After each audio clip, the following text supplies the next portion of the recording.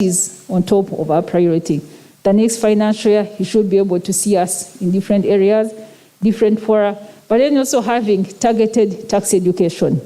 Because it is, yes, you might call here, yes, we are in a webinar or we are on TV, but not everybody is actually watching us. So we are looking at different sectors and saying, what is the best strategy? How can you reach people who are in LTO? How do you reach somebody that is out there in the field? But how do you actually also make sure that maybe even the governments, the PSOs, are able to be sensitized? So that is the nature of the program that we are having. And we believe that this should go a long way in getting everybody on board, in at least, first of all, understanding what the obligations are and enabling them to comply. The other element about tax education is the school outreach. We want to build a culture of a civic duty. People need to see why are they paying their taxes right from a young age. And we believe that the schools are a very good starting point. So we have these programs with the schools where we will be able to have different programs running with them, having the tax debate involving our young children in appreciating why tax is very important for government and why indeed they should grow up with that mind of having to know that they need to support their country in terms of paying taxes. The next area that we'll look at in terms of mobilizing revenue is stakeholder engagements. Now that is very key if you're in the circles of tax education or in the circles of wanting to raise revenues.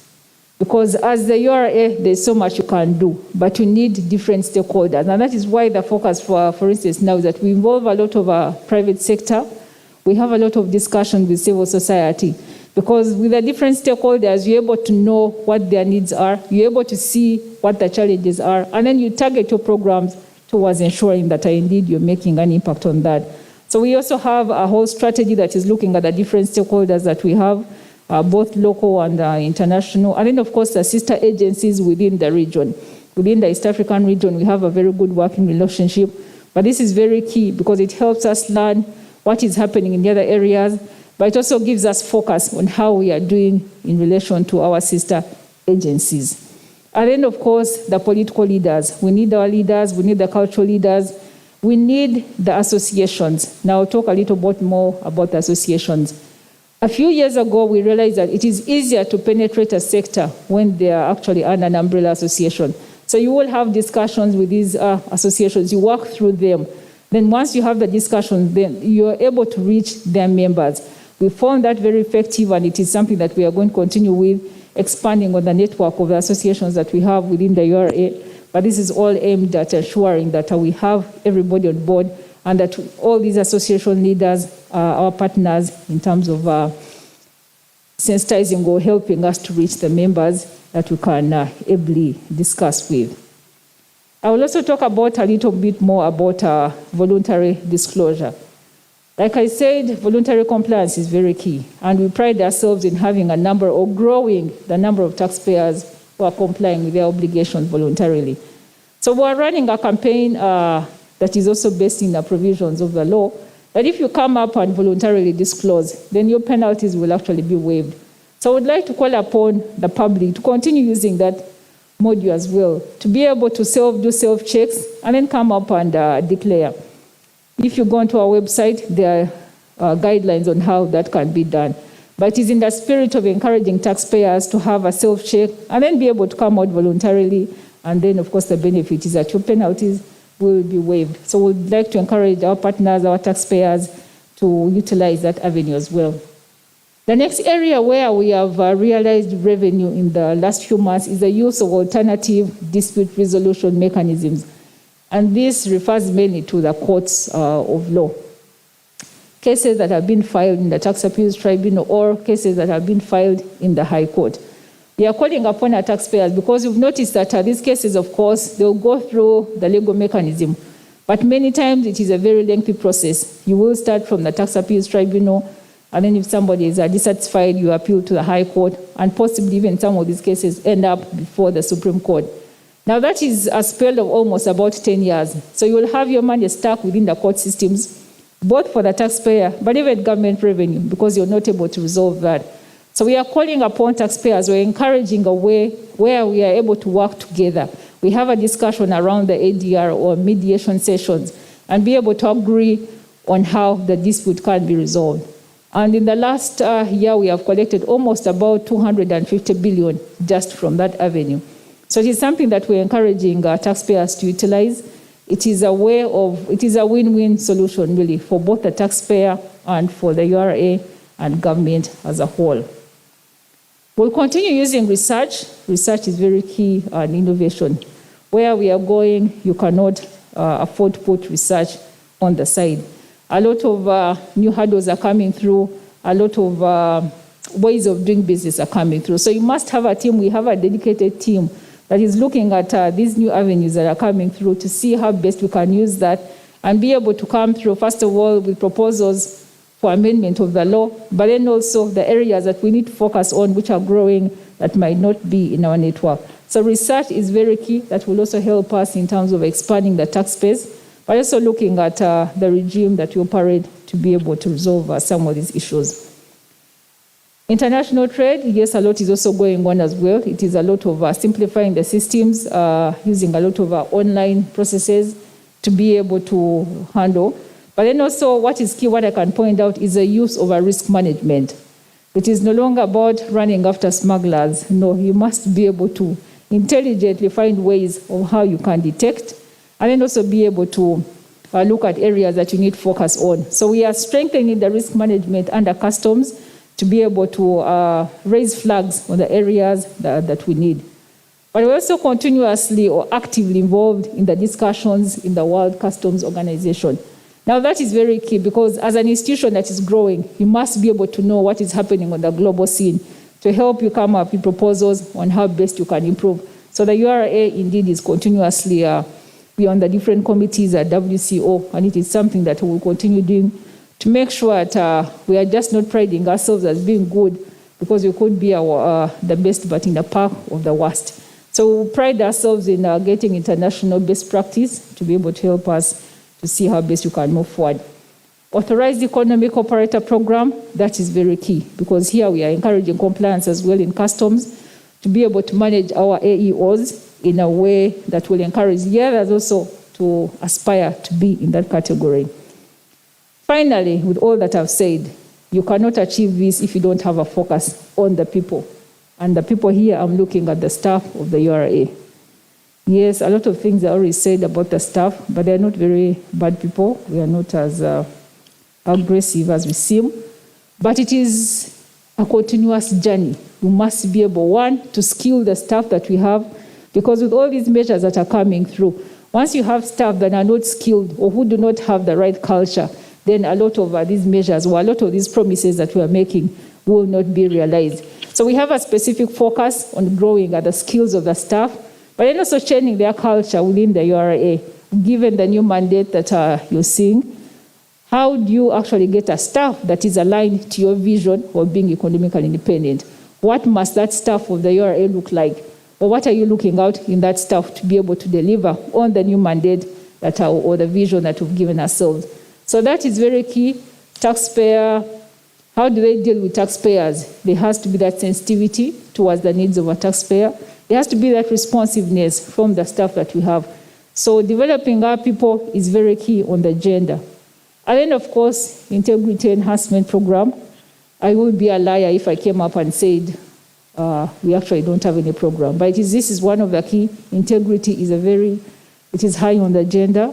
And we have a whole program really on how we are dealing with the integrity of the staff towards building them and making sure that the image of the institution is changed. But every staff really in URA is able to hold their head high and work with integrity. Institutional memory as well, it is linked to knowledge management. We have a number of staff, of course, who go through the trainings and all that, but how do you make sure that all the knowledge that you have is actually being able, it can be referred to by the rest of the staff within the institution.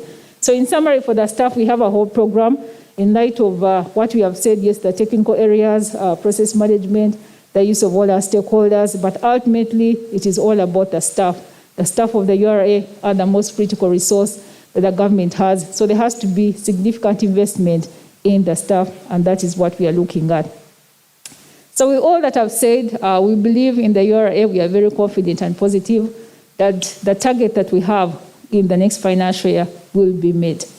And this is all aimed at making sure that we reduce our dependence on donors and be able to raise sufficient revenues.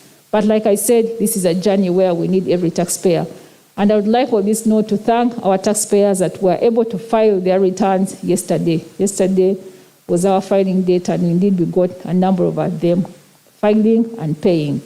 But we'd also like to encourage or to call upon everybody that is still looking at their bank accounts, because this is the last month of the financial year. So we'd appeal to everybody who has a tax obligation, who has not yet complied, to comply with that. Let's file the returns. Let's bring in the money that the government needs. And at the end of it all, we will all be very proud that indeed our country is moving to another level. So with those few words, I would like to thank you so much. We thank the Ministry of Finance and all the partners that are organizing these engagements, because it is very important for the people of Uganda to appreciate the budget in detail. And I wish you fruitful deliberations. I thank you all.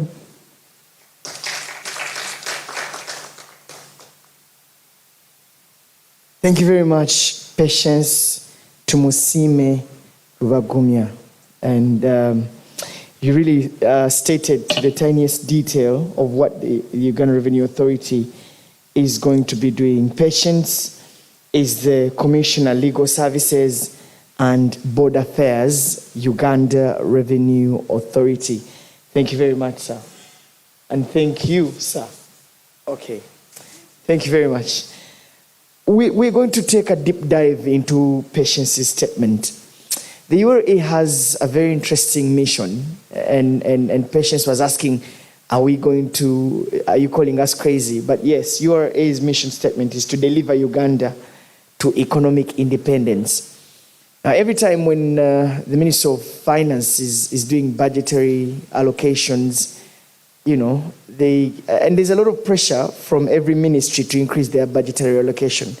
But I guess the Uganda Revenue Authority has the highest pressure to deliver on its targets. And they've been increasing their targets year in, year out. And they have consistently tried to beat these targets. So we're going to take a deep dive into the different tax policies and whether indeed they can be implemented at such a time as this, when the economy is struggling with the impact of COVID-19.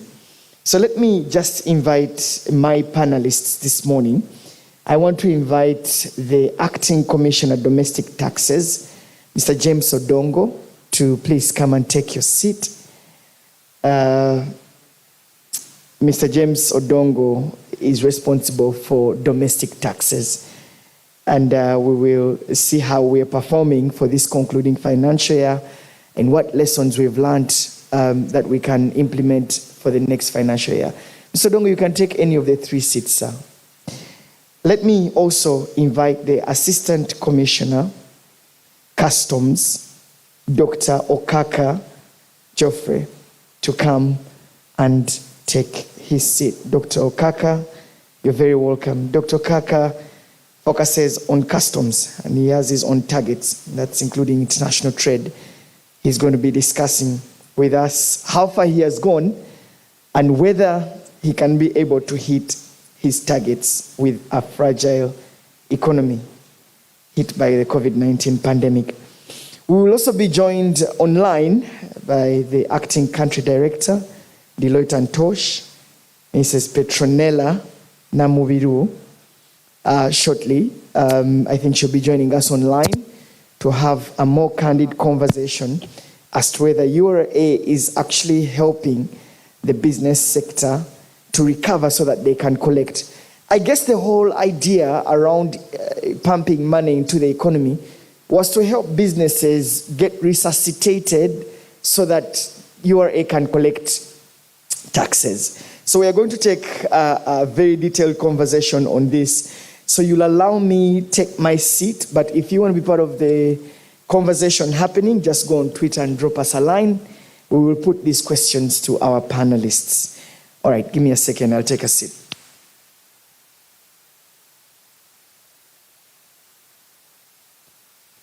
Okay, once again, it's good to have you. And I'm looking forward to this conversation. We are about 14 days to closing the financial year, and you had quite a big target, and it came, fluctuating, up and about, and then eventually I think it settled on 22 trillion shillings, up from 18, and you had all that target from the Minister of Finance. Let me start with James. How are we doing in terms of beating our targets with just a few days to the close of the financial year? Where are we standing currently for this concluding financial year? Perhaps we could start there for us to be grounded to start the conversation. Let me also invite the acting director. No, I think we'll have him for the second session. Yeah. I think we'll have him for the second session. All right, let me invite him anyway. Let me invite Mr. Moses Kagwa, who is the Acting Director, Economic Affairs, Minister of Finance, Planning and Economic Development. Mr. Moses, are you here? Yes, you're welcome, sir. We had planned you for the second session, but it's okay, we can add you on this. Kindly take your seat.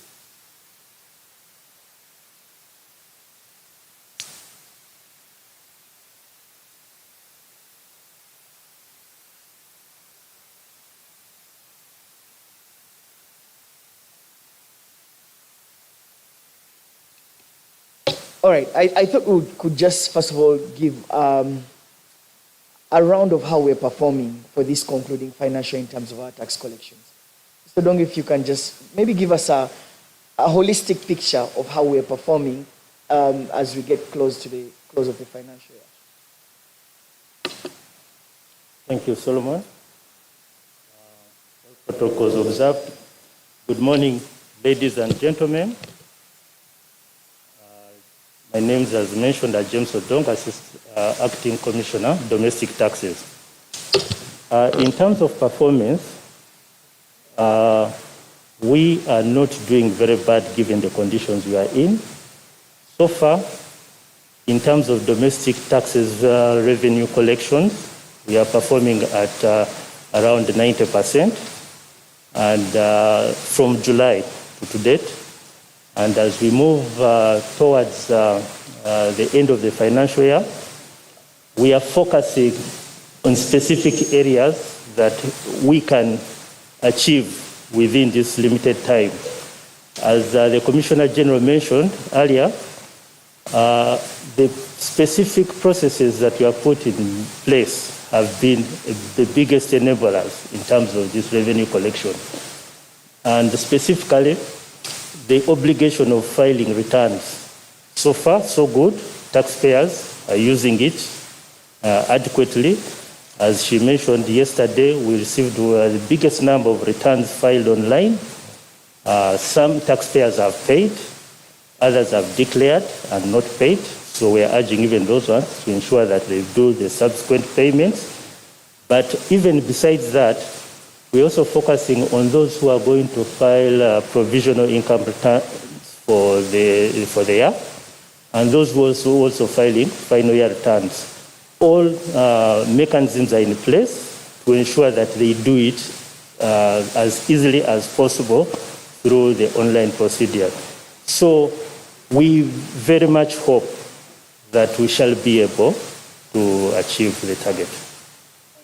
That's quite optimistic. I'm glad URA is on track, and we'll talk about the incentives and the opportunities and the different avenues that URA is helping to support the taxpayers in honoring their obligation shortly. And I think it's also important for us to get a rough outlook for customs. If you can just paint for us a picture, how are we doing for the concluding financial year? Dr. Kaka. Thank you. Good morning. Good morning, participants, and all protocols observed. Dr. Kaka Geoffrey, the Assistant Commissioner of Trade, and here representing the Commissioner of Customs. The outlook for customs performance, we've been performing, I would say we've been performing well. And I can say we are on site as far as the budget for this financial year is concerned. We are very optimistic that we'll be able to achieve the target for this financial year. And the area that we are focused on basically has been on trade facilitation, the non-intrusive inspection for verification of goods, especially given the COVID situation. We are able to actually verify using the scanners, and then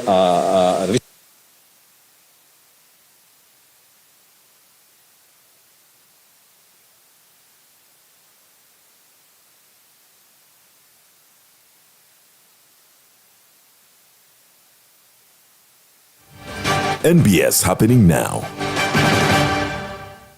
On the 15th and the 16th of June 2021, don't miss being part of a post-budget e-conference organized by the Uganda Revenue Authority, URA, and the Ministry of Finance to provide expert analysis and clarity on the national budget and new tax policy changes. The e-conference will be live on NBS TV and its social media platforms from 10 a.m. to 12 p.m. on both days. In partnership with Accord, Siatini, CSBAG, and ODI.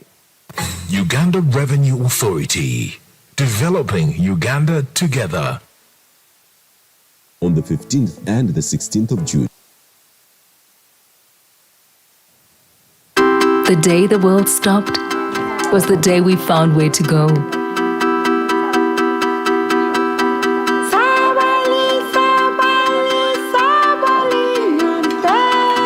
From now on, we are not going to leave anything on our plates, because we've learned to savor the moments that were always there, and they never tasted this good.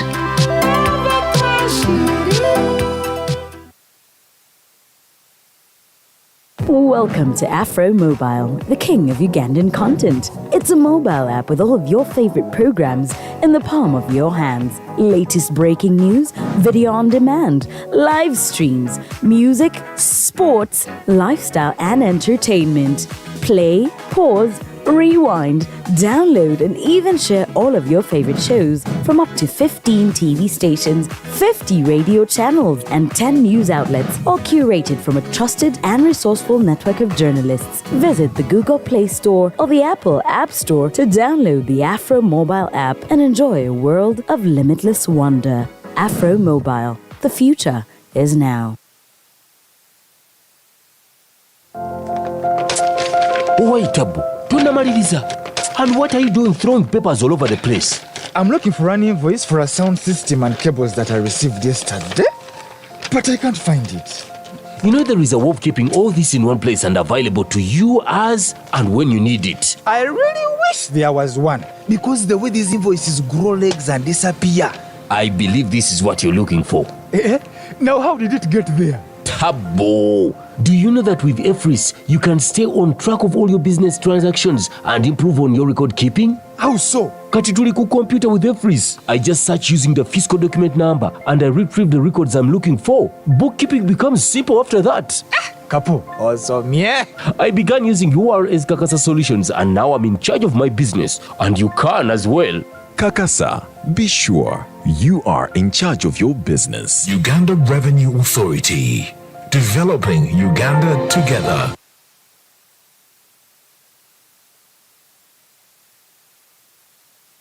On the 15th and the 16th of June 2021, don't miss being part of a post-budget e-conference organized by the Uganda Revenue Authority, URA, and the Ministry of Finance to provide expert analysis and clarity on the national budget and new tax policy changes. The e-conference. So, going to 2020-21, we realized that with the lockdown measures, the logistical disruptions, we wouldn't get as many imports coming in as we had anticipated. We are not getting trade because when you lock down, then the traders get affected. So that affected. Then to make matters worse, on the services side, and which usually bring us a lot of money. We had challenges with transport. We had challenges with education. Education was closed. Tourism, and these were really big revenue earners. So what did we do for this current year? We put in place some measures to try and encourage businesses. One of the things we did was to allow businesses to defer payment of taxes. From March, I think we went on even up to December, to allow them to defer payment of taxes like VAT in some instances, or corporation tax, pay as you earn. And the whole reason was that let the companies and the taxpayers retain this money, and instead of going to borrow, they use it in their operations. So that was helping to ease their cash flow. Then we also removed penalties and interest that taxpayers had, because a lot of taxpayers owed your URL government a lot of money. It was to almost the tune of 3 trillion. So we said, let them be exempted from these obligations, because we knew the challenges they were having. So those are specifically the things we did, and we didn't raise a lot of taxes the whole of last year, because we really knew that businesses were down and people were struggling, and at that time we are not very sure when the pandemic would actually end.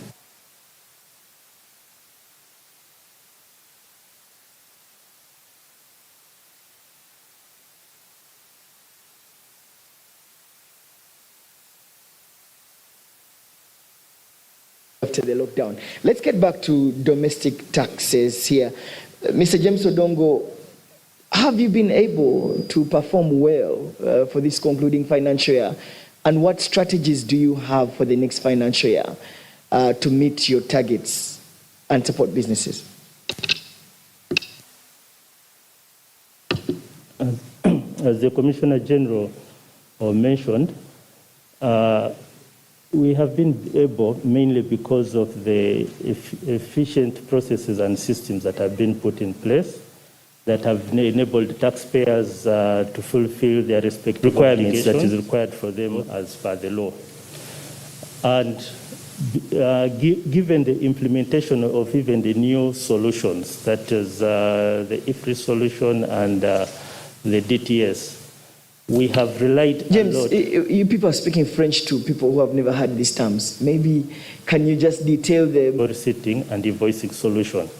That is a solution that has been put in place to ensure we facilitate taxpayers in terms of URA relies on, in terms of making declarations for VAT specifically, because that is the one that is in scope for this financial year. Then the digital tracking solution is a solution that is meant to monitor production. Currently, we have tobacco products, we have wines and spirits, we have soda and water.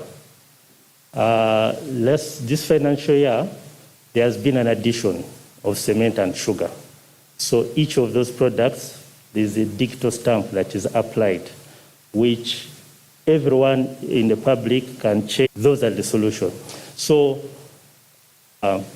establishing the tax position of the taxpayer. And what we do under most circumstances is you check that data vis-a-vis what they file, and you engage the taxpayer. Of course, we have visited the taxpayers. We have had what we call compliance days, when we move around, we go to Chukubos, talk to the taxpayers. However, there are also other enforcement measures that we have implemented along the way in terms of following up those who are not complying, whom we have penalized. And eventually, the number has grown. As I speak now, the number of taxpayers who have complied for digital tax stamps is over 240, which is very commendable. And now we are realizing quite an amount in terms of local excise duty. This is exciting, that people are now embracing digital solutions. Incentives have you put in place to support the taxpayer, especially at customs level?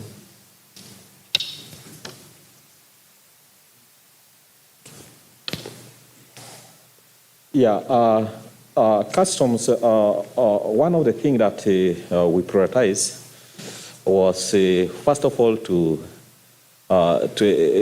secure the supply chain from the port up to various destinations. Because with the COVID situation, and the aspect was, first of all, secure, to make sure that cargo actually comes in. That was very, very key. So one of the initiatives was the aspect of the coordinated border management. That was very, very critical for us.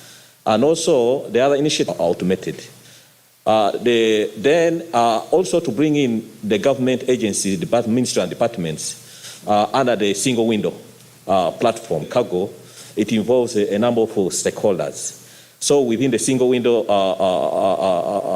process, single window, the national single window, that platform has actually brought every government agency on board, and we're able actually to facilitate clearance of cargo online. Those are some of the game changers. Then the other aspect is the aspect of what I would say the automated bonded warehouse management. Is also an aspect that, such that we secure cargo from the border up to the bond and until when they are cleared. And also being able to use this has also worked for us, especially when we're looking at the risk management, the national targeting, participant, all the stakeholders. All in all, what we've done is actually trade facilitation that will reduce the cost of doing business, and design solutions. Design solutions that is for COVID response was needed to come handy, and in implementing the tax policy measure intervention, where all those goods were exempted, we are able to secure the supply chain and deliver those goods for response to COVID emergencies. Yeah, thank you. Before you pass on the mic, Patience talked about smuggler opening remarks, and one of the things she said that you are installing scanners to detect smugglers, especially along border points. How did you manage to deal with this, and I mean, how much have we lost in smugglers along the border points? I beg your pardon, you stated... the issue of smugglers, Patience talked about it, and normally happens at the different border points. At different border points. Now, we have one-stop border point posts across in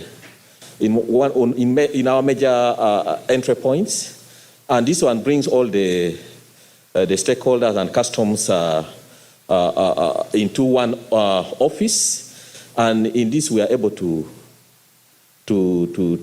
work within the same environment and even share the same system, the cargo tracking and the systems and the scanners, all those information. Other protocols also sharing and using the same protocols as far as safety is concerned, as far as clearance is concerned. All those are within the border points. Yeah.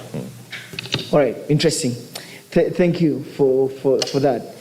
Moses, let me bring you in again. Now that we're closing the financial year, let's look towards the next financial year. And your eyes and ears will be on URA to see and put them a little bit on pressure to deliver on meeting their targets. So how is it, what are the projections? Like what, for the next financial year, how has the Ministry of Finance and indeed government planned to provide tax when in a 42-day lockdown, not really lockdown, but okay, partial lockdown, because people are not moving, I should say. But what are you putting in place for the next financial year to ensure that people are not suffocated, but as well as ready to honor their commitments to paying their taxes. Thank you, Solomon. There is a saying that to tax and to please, and no more to love and to hate, is not given to man. So if you think you can tax to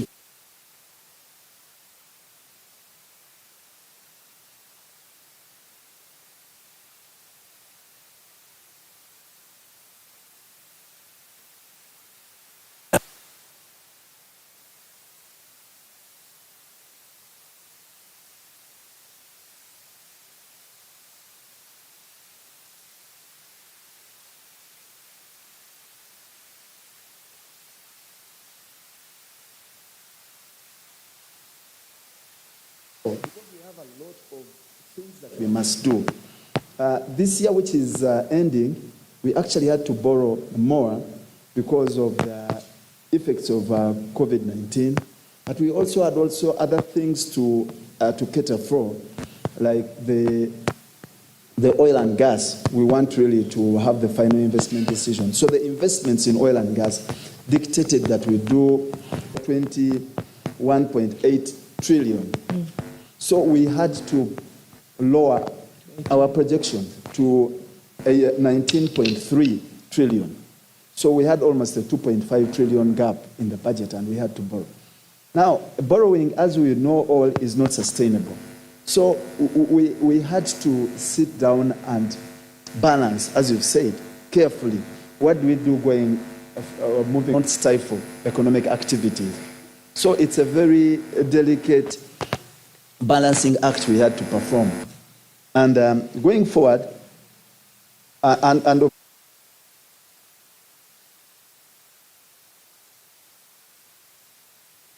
so looking at the measures that are in those, bring these ones forward to generate revenue. And of course, the target for next year is 22,422,000,000. So we had to have a mix of policy and administrative measures. The policy measures amount to 422 billion. 422. And then URA has compliance, what they are going to do that Patience was talking about, amounting to about 990 billion. So there is more.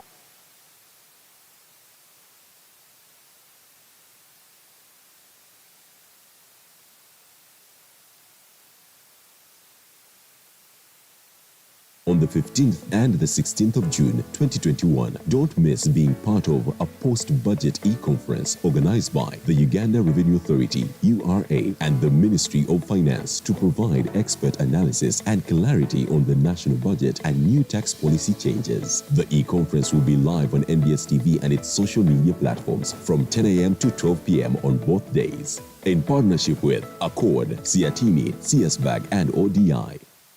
Uganda Revenue Authority, developing Uganda together.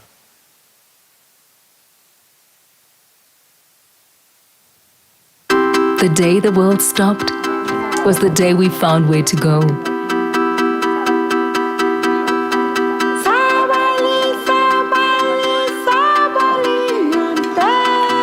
From now on, we are not going to leave anything on our plates. Because we've learned to savor the moments that were always there, and they never tasted this good.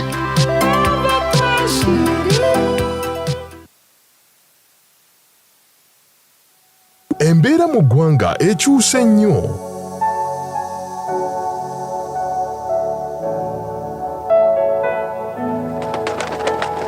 Twanyumirwanga endiba ne bannaffe mu bisaawe.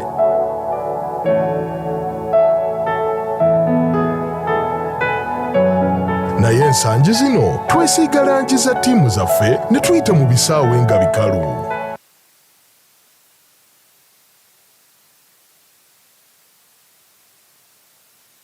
The telecom sector. As you know, when we looked at the services, sector. Services we are adversely affected. But the financial services, and especially the telecom sectors, have seen an exponential growth. So we said, what do we do? And then we have had these complaints a lot about OTT.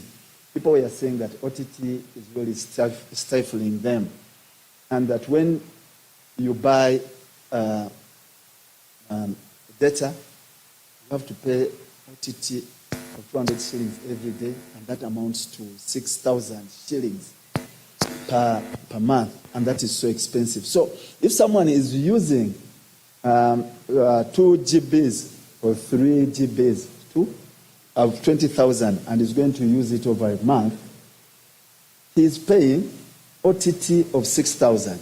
And yet, what would be fair with this person? So we thought about it and said, okay, the individuals who have phones, the students who are using OTT to study, are actually bearing a disproportionate burden of this tax. Because if you are in office, then you wouldn't use OTT. You'd pay for data and you don't use OTT. Therefore, we decided that let us block this loophole, which was there where the poor were actually paying a disproportionate amount than the well-to-do. And we combined this with what you call the value-added services, which is live streaming, SMSing, these musical ringtones and what have you, because they were 20%, and say, let's collapse all this. And we had a rate of 12%.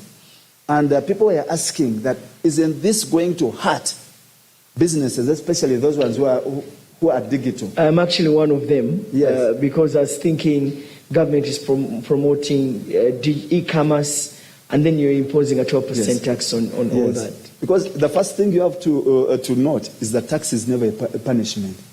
It's a contribution. And say that again. Tax is not a punishment, but it's a contribution. Tax is not a punishment. It's a contribution. I remember in the olden days, I used to go and visit my grandfather, and he would be there thumping his chest, showing me his graduate tax. He was proud that he had paid tax. And you could not talk among men or among women unless you show evidence that you have paid tax. What has changed? Well, things have changed. Now, people like Solomon don't want to pay tax on everything they earn. So what happened now, we said, okay, what do we do? Is this tax, if we impose tax on data, going to hurt people who e-commerce and people who are in digital? We really thought so hard and long about it. Then we said, no, it's not going to hurt. Why? Because when we looked at what has been happening, the trend is that the cost of data has consistently been going down. Okay? And it's still going down. Because there is a time when we are paying $300,000 per $300 or $500 per gigabyte, whatever they call them. But now things have gone down to about 100. So we had seen $100. We are seeing that.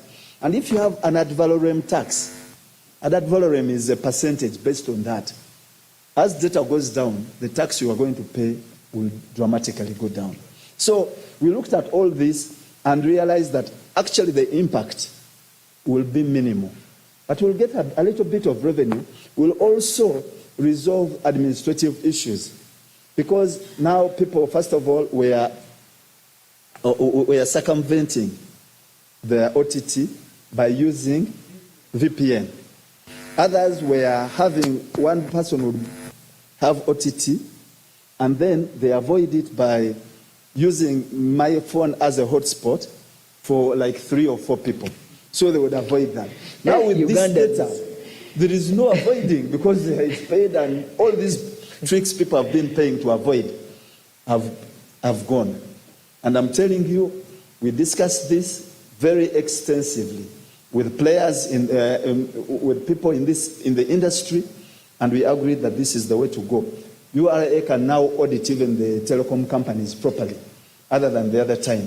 because you wouldn't know who has paid OTT, when they have paid, and all these people, they were playing games around. So that is something that we think is a good thing, because now, instead of having, first of all, so many taxes, even in the telecom industry, you have one, and people are not going to avoid it. Moses, did you used to pay OTT? Yes.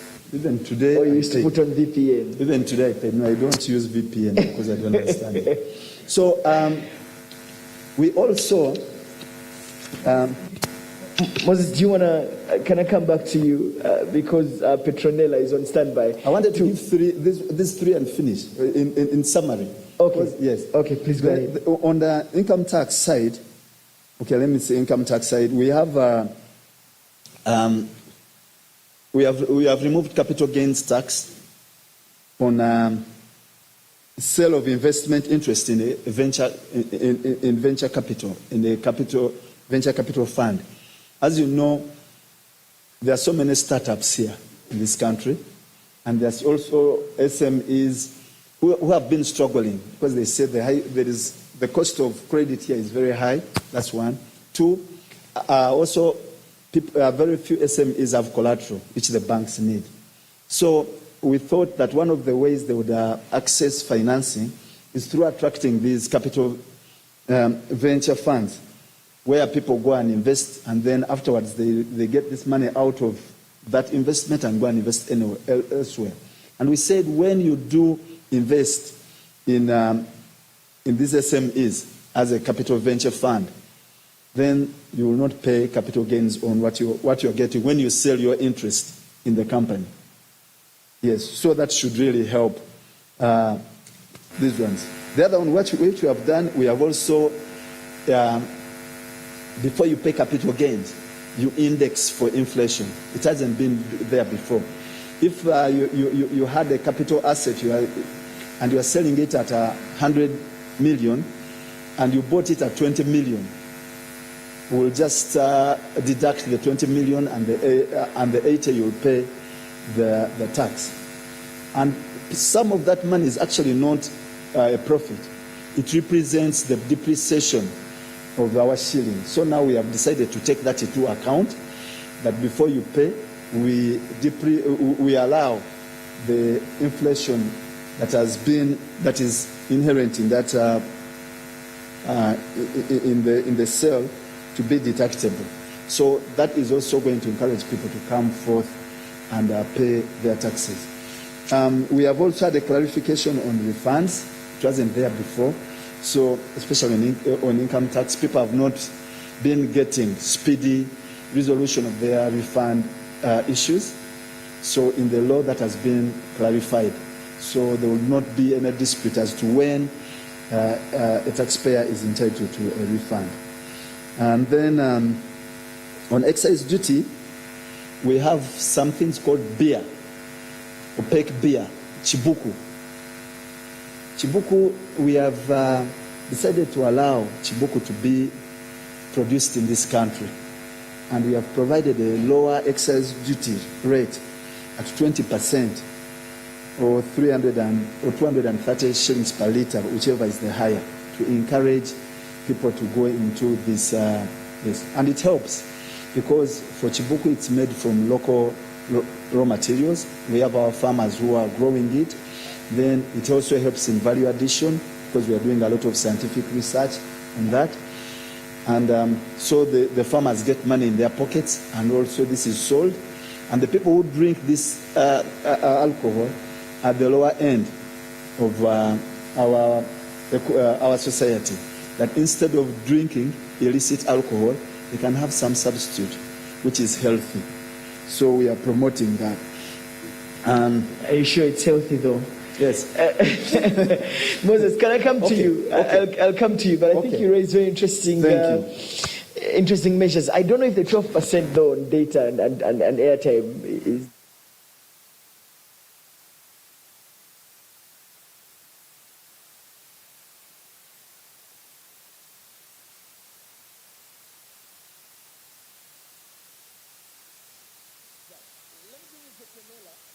who is a senior tax and legal associate, but she's coming in as representing the country director for Deloitte and Touche. You have clients who have, who you help manage taxes. What has been the experience of your clients? And do you think that the tax regime has supported businesses to grow and help your businesses really honor their tax obligations? Let me bring you in, Petronella.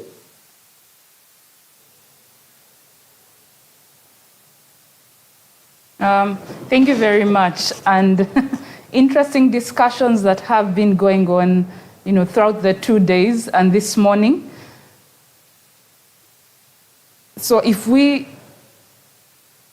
think about the measures that the government introduced, and I think during the with the COVID-19 pandemic coming in and hitting us, a lot of governments had to, change things and introduce measures, interventions that would assist taxpayers or just the country as large be able to survive.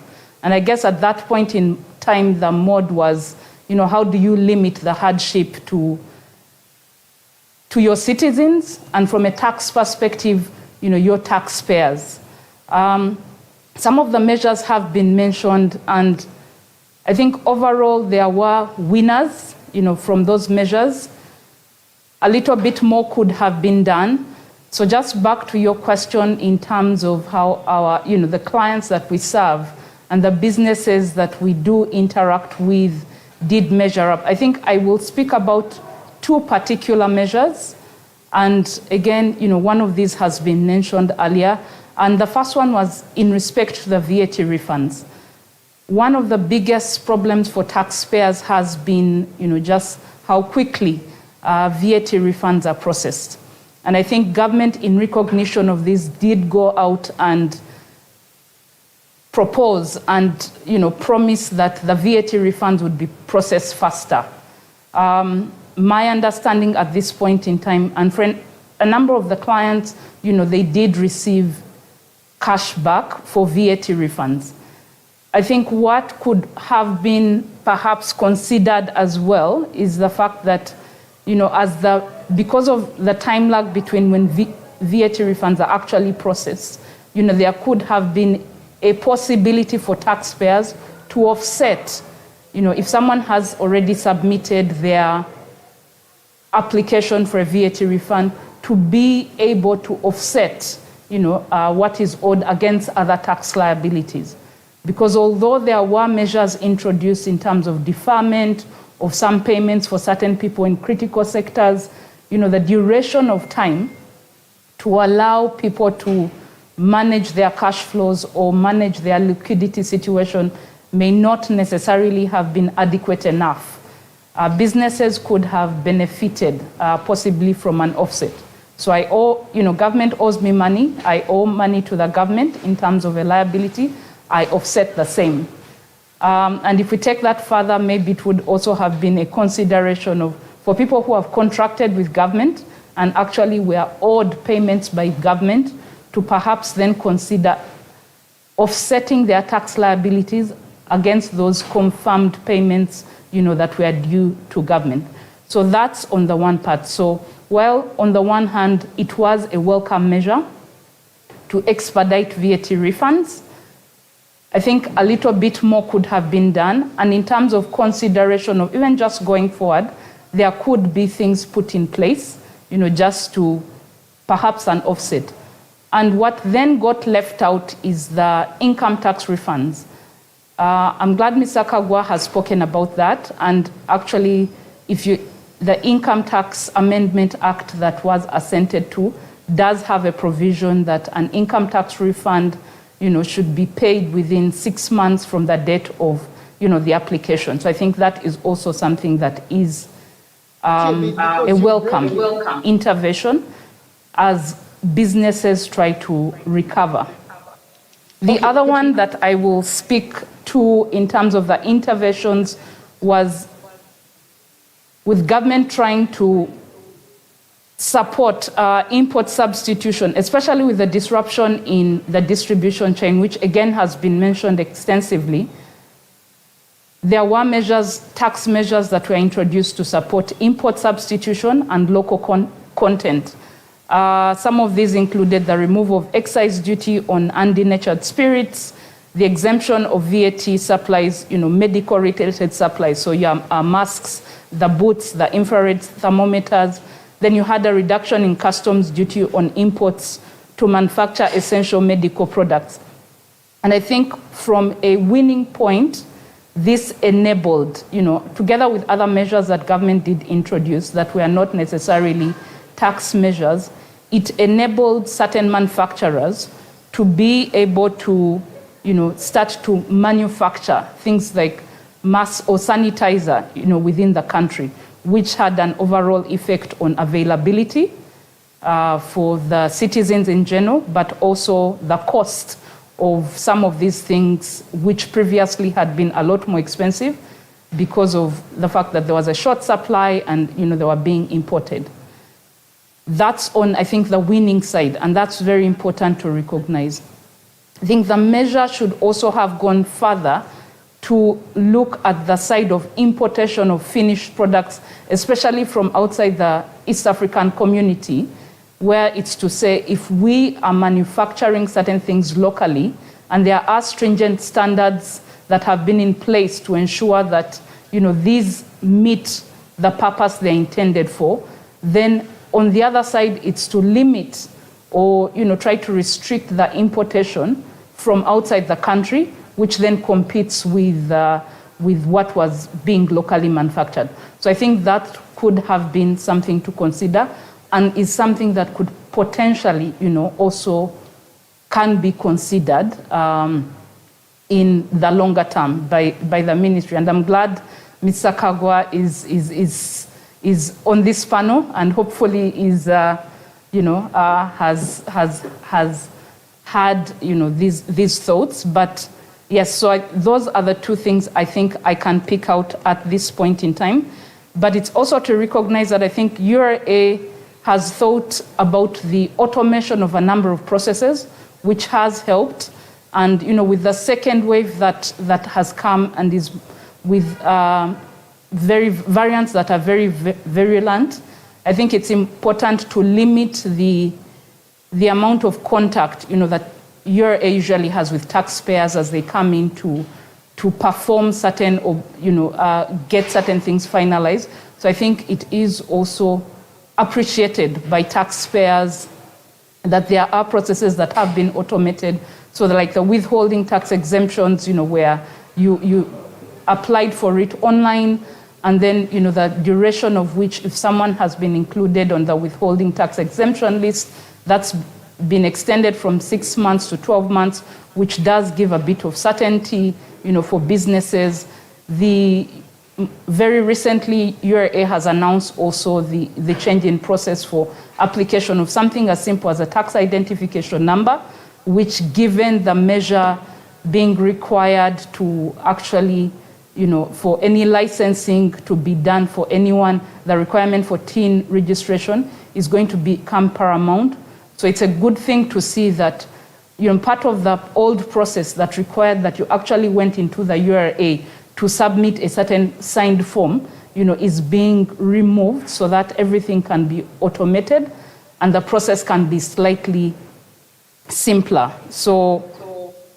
But I think as I close off just your question, it's to also consider that while, and again, tax policy is not made in isolation of other policies in terms of recovery and stimulation of the economy. But I think as we go, we have the second wave, and consider that some of the restrictions that have been imposed may have, again, an impact on businesses once again, that we had when we had the actual lockdown. It's also for URA to consider whether, because of that, there's a possibility to reintroduce some of the measures that had been introduced in 2020, the deferral of certain payments, the rearrangement of the installments, just to enable those businesses that find themselves in a position where they can't necessarily operate to be able to manage their cash flows, their liquidity. Thank you very much. Back to you, Simon. All right, thank you. Thank you, Petronella. We had a few challenges connecting your speech, but we've been told that the live TV audience has been hearing you clearly. But I think one of the issues I've highlighted here is the tax refund, that you thought that URA did better and is also on the way to improvement. The import substitution and the local content, among other issues that I noted. We were struggling to hear you, so perhaps the technical team can help around. We had it from Petronella, just coming back to my audience here. I've had so many people, and I think it's time for us to have this conversation. I've had so many people saying that instead of government widening the tax base, you're just deepening the tax base. And I'm sure that, Moses, you've heard about this. Instead of widening the tax base, you are just deepening the tax base. And you know exactly what we are saying. So let me come to you, sir, on domestic taxes.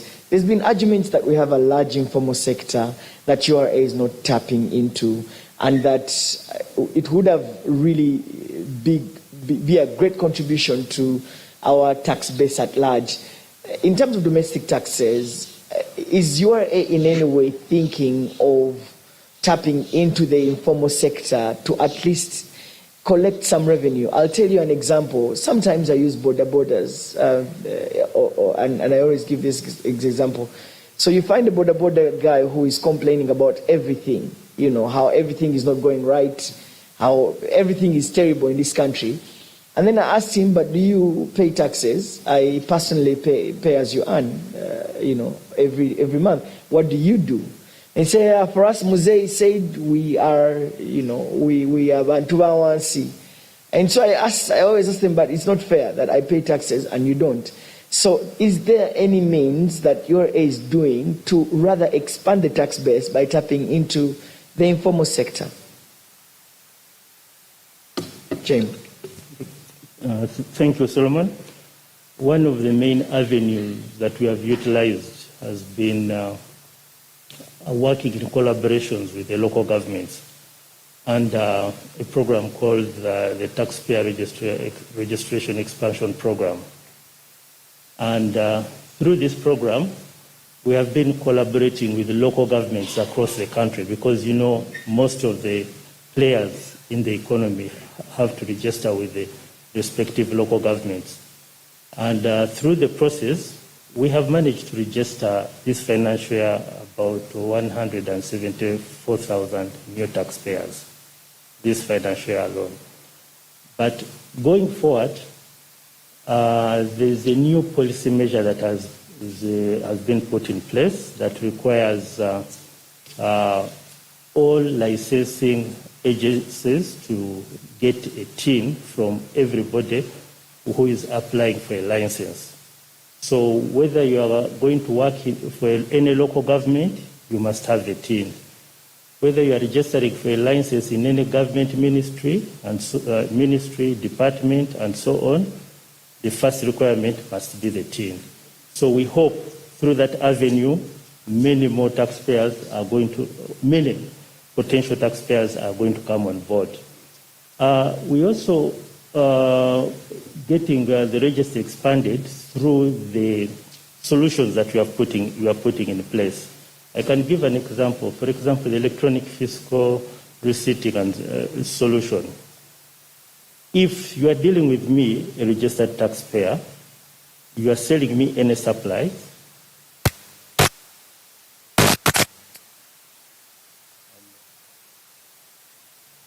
electronic one. The reason why I'm going to claim that in my VAT monthly declarations. So that one is forcing many who are dealing with the former people to come on board. And through that method, we have also got several taxpayers registering. So far, the VAT register has grown to about 20,000 taxpayers as opposed to around 17 when we started implementing the solution. Yeah. All right, thank you. Thank you for that. And probably another avenue is the collaboration of the data that we get from other government agencies. through that data, we managed to identify many new taxpayers who have not been on board. And I hear you about this because yesterday when we were having a conversation for the people who were here, we were talking about how government should support the private sector. And one of the people here mentioned, I think it was Julius and Michael, that many businesses are not formalized. So, for example, for the Uganda Development Bank, to give you, credit, you must have a TIN number. You must bring tax clearance certificates from URA. You must do all these things. And so I think it's a good avenue. And I think,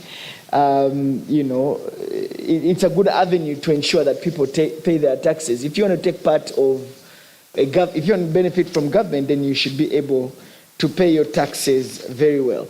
Let me come to you, Dr. Kaka. I've had so many people complaining, and it's come through on our social media pages around the turnaround time for clearance for cargo, especially at customs and the different clearing ports for URA. And one of the things that was highlighted earlier was an issue of efficiency of services by URA as an avenue to encourage people to pay their taxes. Why do we still have these delays, and what assurance do you give people that they can really be fast-tracked and to have their cargo cleared and they get into business? You've heard of people complaining about that. Talk to me about that. When we talk about a turnaround time, there are many players. One of the key players in the whole chain is, first of all, the declaration. How do you get the declaration? The clearing agents. We have we develop a stringent measures to manage that as well. We have key performance indicators. We monitor them closely. That from the time they make the declaration up to the time the goods are released. Likewise, we also have a very clear key performance indicator measurement for our staff when the goods come in. But that's just one angle. But the other aspect is the aspect of automating the whole process, and also having automating our process. Our processes are automated, so such that we can actually track and know where the delays are. And the other aspect is the risk management, our risk management system, the selectivity management system. We profile our clients such that the people who delay in our system are just a few in respect to the compliance framework. Otherwise, those ones who are compliant, they actually do the self-clearance. They clear by themselves. And this also we see that is actually improving our turnaround time.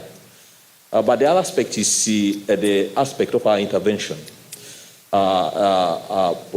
Non-intrusive inspection, the scanners, that we're actually able to examine the goods without necessarily going into. We are also deploying those scanners around. Then the other aspect is to look holistically at the border management control, the collaboration and the management, such that there is a coordinated approach at that point, whereby all the agencies, the stakeholders within the supply chain, the cargo management, are actually within the same office and using the same platform through the single window. Those are some of the initiatives we are seeing that will improve our processes. And the other aspect is the electronic tracking, that we're able to track the cargo using electronically. And we can see and we respond when we need to respond. Otherwise, we are viewing everything on the system. Yeah. But can you give people an assurance of the timelines, the turnaround time?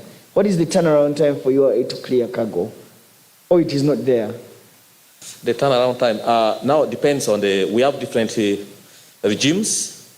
Let's say export. If you are processing export, within 2 hours, we can actually process export and so what? It's gone. Yes, in our system. I'll ask people to testify the audience to that. can testify. How many clients who can testify to that?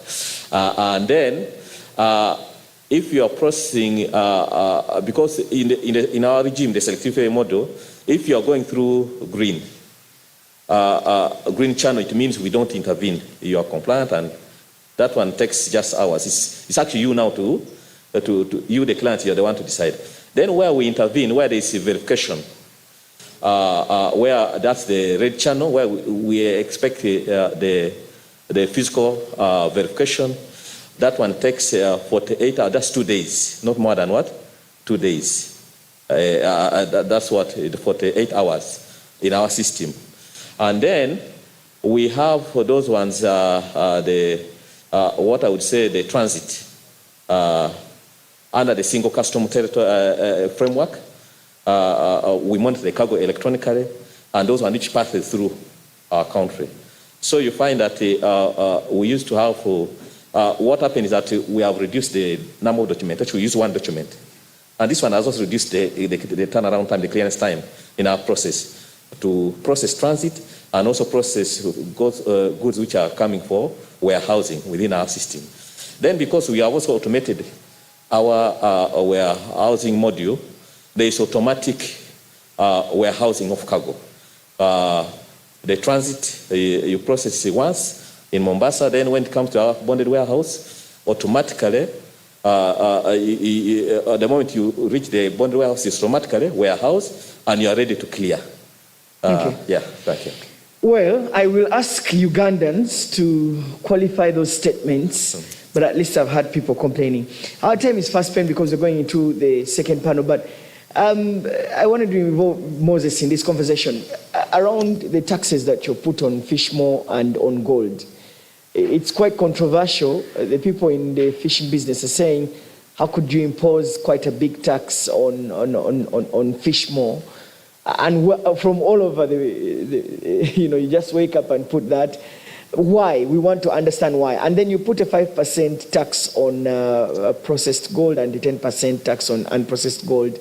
The people in the mining sector are also not very, very happy about that. Talk to us why government decided to do that, and whether you think it will promote the mining sector and indeed agro-processing, like you said, which is the main theme for the budget. Thank you, Solomon. The tax on fish meal came in as a result of finding that generally this was a very valuable commodity which was going out of this country without the country benefiting at all. And our studies were showing that depending on the quality and the size of the mole, a kilo of fish mole was ranging between 200,000 to 1 million. So they were going out, and we said, well, why don't we get some revenue out of this source? Some little revenue. And the 8%, I don't think if you charge 8% on a value of 200,000, and you pay 16,000 is a lot of money, if you look at it that way. We have similar taxes. It's not new. We have similar taxes on unprocessed tobacco. We have similar taxes on hides and skin when they are getting out of this country. So we look for those high-value items that are going out and they're not paying anything. Even coffee, there is a cess on coffee which is being exported. So it's not really a peculiar tax. We impose it on a number of agricultural products that are unprocessed getting out of this country. On gold, it is also a realization that already in the law, in the Mining Act, there was a levy on gold which was not being collected. So what we did this time was just to emphasize how we wanted to collect this and the mechanism for its collection. But as you know, gold accounts for almost 40% when you look at the exports out of this country. But when you look into on the revenue side, there was nothing. And you yourself rightly pointed out, you are saying that we are not widening, but we are deepening the base. So I think these are actually measures to widen. Thank you. Interesting. I'll give you 1 minute each because our time is fast spent. We're going into the second panel. I'll give each of you 1 minute, and you've got to answer my question. Moses said that payment of taxes should be, there's a way you coined it. What was it? It should be a contribution and not a punishment, right? And that caught my attention. So many Ugandans think that whereas URA is knocking on our doors to collect taxes, are we putting these taxes in the right place? And are we motivated to actually contribute to our taxes rather than being forced to pay our taxes? In some developed economies, if you don't pay your taxes, you don't qualify for public office. It's literally terrible. In fact, it is a shame for you not to pay your taxes in some developed economies. Here in this country, some people still run away from taxes. I had a friend who said, hey, I want to bring in a car, but your taxes are so big. How do I beat these taxes? And you've had these conversations with our colleagues, finding, in other words, instead of saying, how do we pay our taxes? The conversation is, how do we beat the taxes? And there's a reasoning behind that. And Moses, I'll start with you. Maybe the reasoning with so many people is they don't think that their taxes are being put to good place. So my question is, we collect the taxes, but are the taxes being put to good use? And that's a question many people have. Moses, let me start with you on this. And Mr. Dongo was looking at me saying, please don't ask me that question. But somehow you guys need to answer it. Yeah, let me start with you. I will say that for the greater part, our taxes are being put to good use.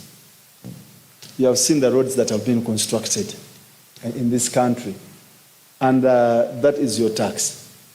We have seen the hospitals that are, and the other health facilities that have been built in this country, that have been renovated in this country.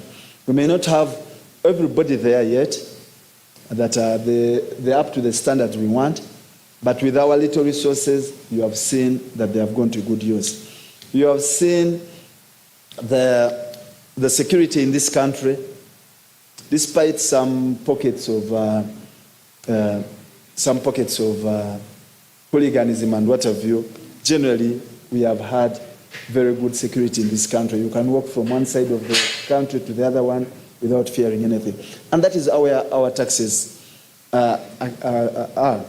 But of course, we have also noticed that there's been some abuse. You have read the Auditor General's reports. There's been corruption in government, and which is trying to be addressed. So, as I said, on the whole, yes, taxes, there's been accountability, but in some few instances, there has been abuse. Thank you. Okay, thanks. Geoffrey, you have your say. Dr. Okaka.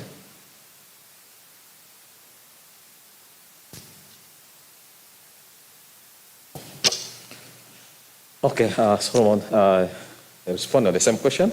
Yes. Giving the bottom line is that when it comes to taxation, give Caesar what belongs to Caesar and God what belongs to God. I think as a principle, I think it's a civic duty for all of us to participate.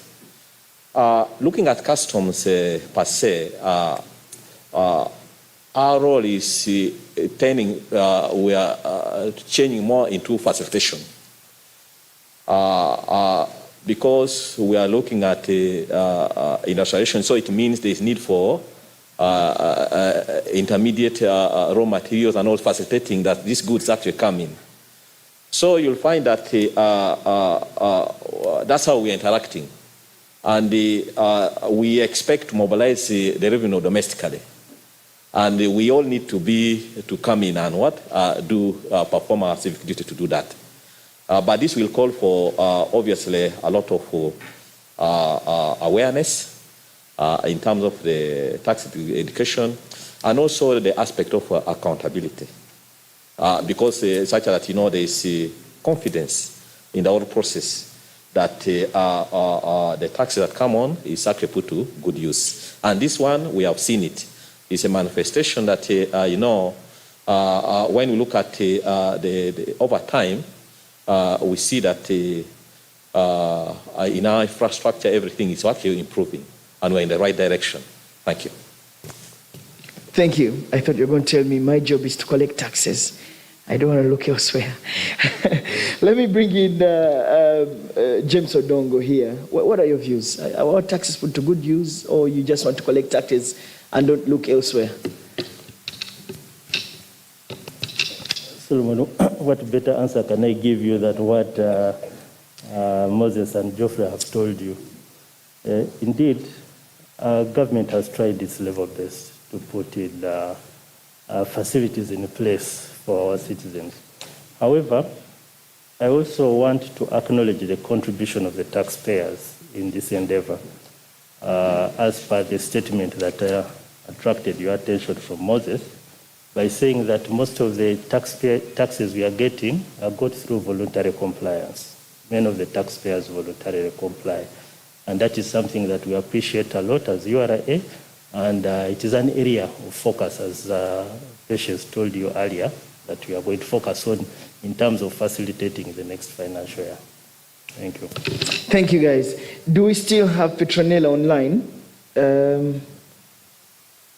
Or she's gone? Okay, I think she's gone.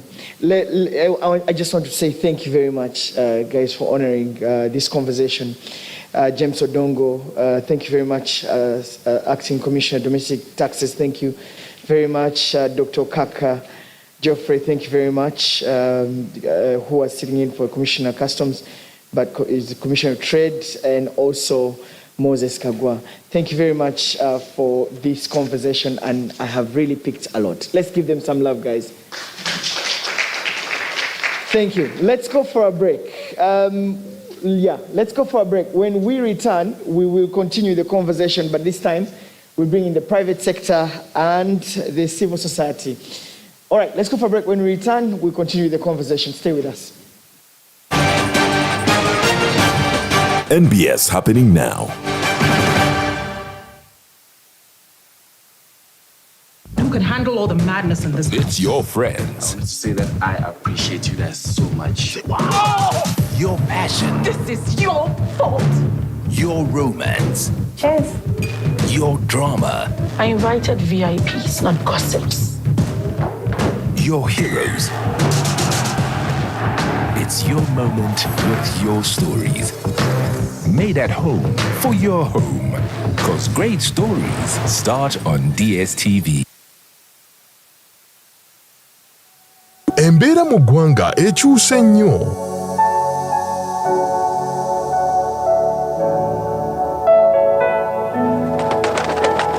Twanyumirwanga endiba ne bannaffe mu bisaawe.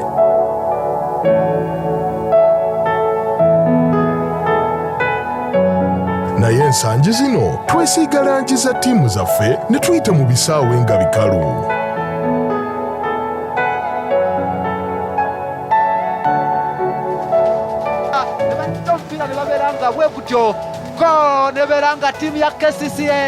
COVID yatunyize nayo yendiba esigalawo. Ttiimu zonna zeenywezezza era gwe omuwagizi ky'olina okukola kwekuumira ku Sanyuka TV tulyoke tukutuuseko emipiira gyonna egya Star Times Uganda Premier League nga tuli wamu ne MTN abookisi b'omupiira gwa Uganda nnamba emu. Everywhere you go, MTN.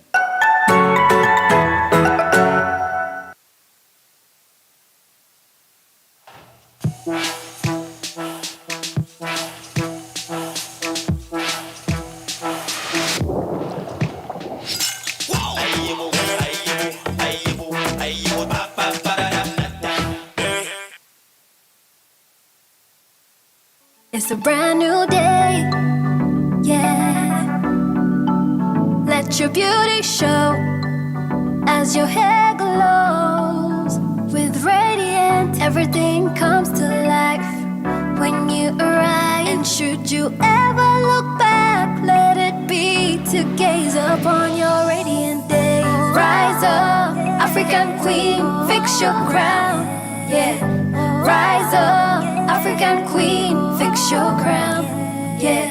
Radiant, look good, feel great. bwe tugamba nti ffe banno mu by'emizannyo n'ebisanyusa kino kye tutegeeza Sanyuka TV ne Star Times tukuleetedde empaka z'omupiira ez'olukalu lwa Bulaaya ziyite Euro 2020. Tosubwa Pogba ne Bufalansa ye nga balwana okugatta ekikopo kino okukya World Cup. Yeruka kwa Nadambi yakoze ku Inter Milan ng'ali ku ttiimu ya Bubirigi. Yoba Bungereza enaddamu okufuna ku kikopo. Kugambye byonna wano ku Sanyuka TV ku Star Times okutandika nga 11 omwezi guno ogw'omukaaga mu lulimi olwaffe olwa wano. Kati nno tuula kalira ffe tuseese.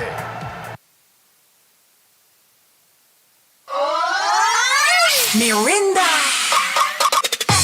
Make the world go. Make the world go. Make the world go. Do, make, go, create.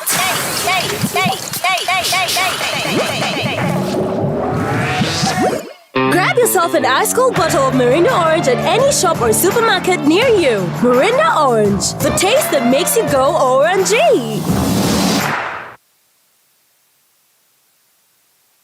They are in your food, in your water, in your gardens, and in the air you breathe. They are a nuisance in our communities and are hazardous to our bodies. Plastics are not just a government, but also a personal problem.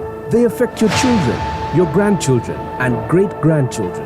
They negatively impact generations. No matter who you are, where you live, or what you do, plastic pollution affects us all. Our environment, our responsibility. Taso Butonde. This message is proudly brought to you by Vivo Energy Uganda, National Environment Management Authority, Uganda Breweries Limited, Stanbic Bank, and NBS Television.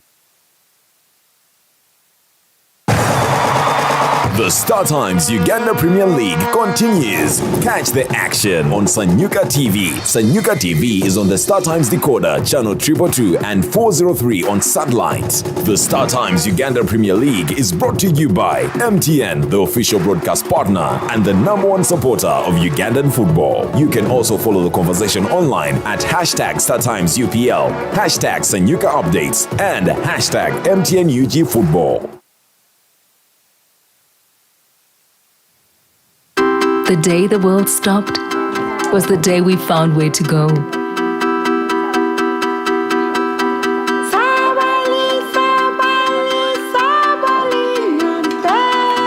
From now on, we are not going to leave anything on our plates. Because we've learned to savor the moments that were always there. And they never tasted this good.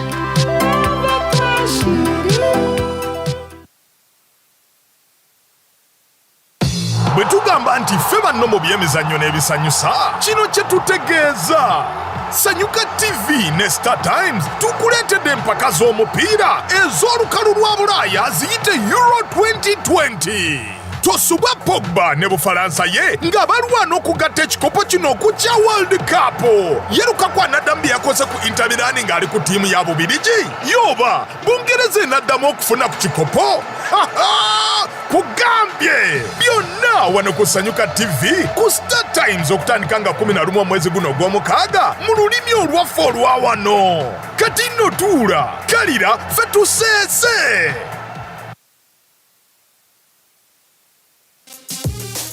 Connect to the world for free on Ayoba.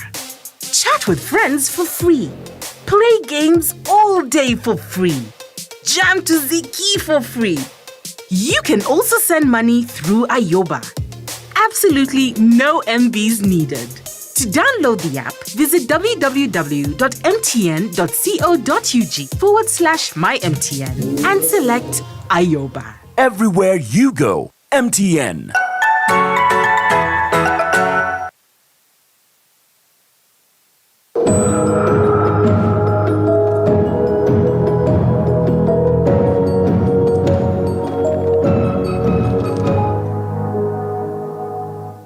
Recoverable costs. The production sharing agreements, PSAs, stipulate that the financing risk for petroleum operations is borne by the oil companies. When commercial production starts, the company receives a proportion of oil or gas production for the recovery of their costs and a share of the profits. The PSAs set out the criterion under which these costs are determined based on the annual work programs and the budgets undertaken by the oil companies. These work programs and budgets are presented to the Advisory Committee, comprised of representatives of government and the oil companies, for consideration and approval. The Auditor General audits the annual books of account of the oil companies and indicates approval of recoverable costs for petroleum activities for the period under review.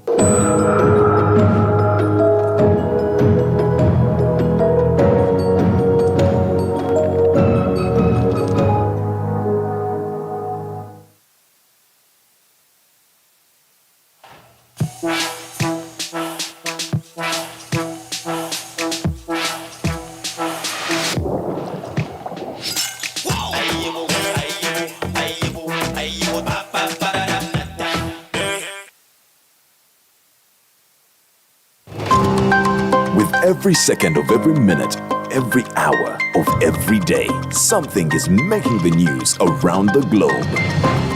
Unlike the old days, you don't have to wait anymore. Now, with NowPost, you get every story as it happens. Just log on to nowpost.co.ug or simply download our mobile app and catch all the breaking news in real time from anywhere. It's quick and easy to use. The Now Post, your accurate news fast.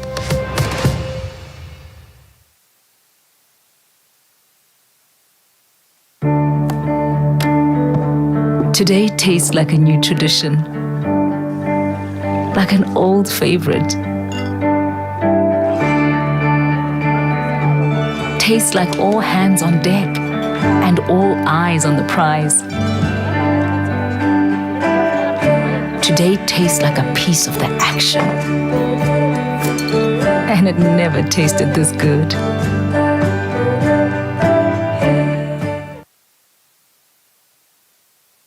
You may have heard of physical distancing. This means keeping at least 2 arms length apart from other people at all times to reduce the spread of coronavirus. But why is it so important? Without physical distancing, each person infected with coronavirus will infect 2 to 3 others. Each of these people go on to infect 2 to 3 more, who each go on to infect another 2 or 3 people, and so on. Within a month, the infection will spread from 1 to 406 people. But if each person halves the number of people they come into close contact with, the number of infections drops dramatically. Each person would only infect 1 or sometimes 2 people, and each of those infected people would only infect 1 or occasionally 2 more. So the disease spreads much more slowly. In a month, the infection would only spread from 1 to 15 people. That's the power of physical distancing. Keep at least 2 arms length distance from as many people as you can to reduce infections and save lives. That way you protect yourself, the people you love, and your country. This message is brought to you by the Ministry of Health.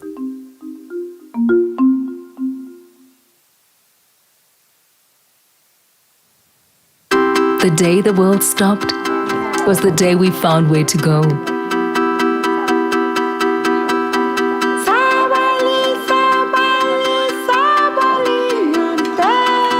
From now on, we are not going to leave anything on our plates. Because we've learned to savor the moments that were always there, and they never tasted this good.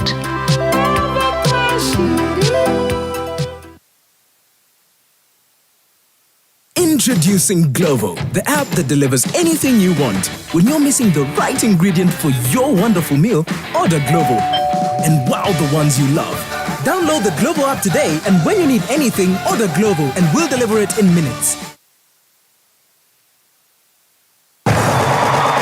The Star Times Uganda Premier League continues. Catch the action on Sanyuka TV. Sanyuka TV is on the Star Times decoder, channel 222 and 403 on satellite. The Star Times Uganda Premier League is brought to you by MTN, the official broadcast partner and the #1 supporter of Ugandan football. You can also follow the conversation online at #StarTimesUPL, #Sanyuka Updates, and #MTNUG Football.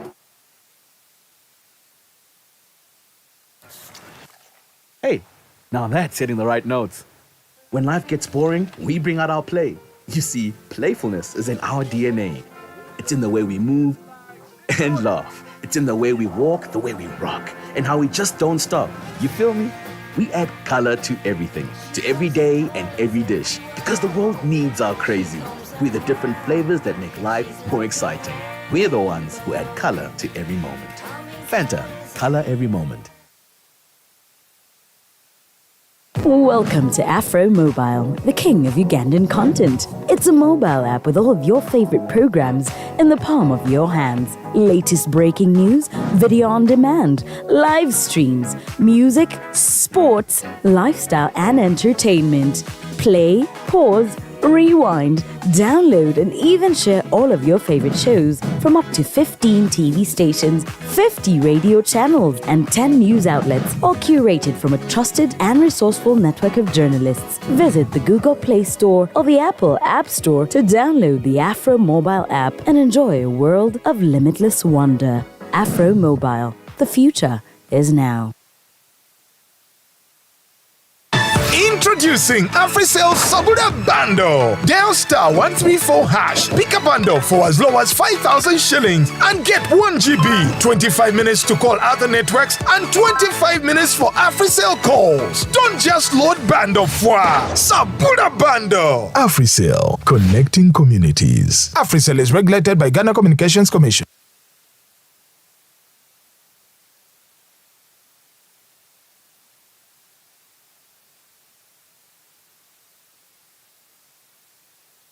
Introducing Glovo, the app that delivers anything you want. When you're missing the right ingredient for your wonderful meal, order Glovo and wow the ones you love. Download the Glovo app today, and when you need anything, order Glovo and we'll deliver it in minutes. On the 15th and the 16th of June 2021, don't miss being part of a post-budget e-conference organized by the Uganda Revenue Authority, URA, and the Ministry of Finance to provide expert analysis and clarity on the national budget and new tax policy changes. The e-conference will be live on NBS TV and its social media platforms from 10 a.m. to 12 p.m. on both days. In partnership with Accord, Siatini, CSBAG, and ODI. Uganda Revenue Authority.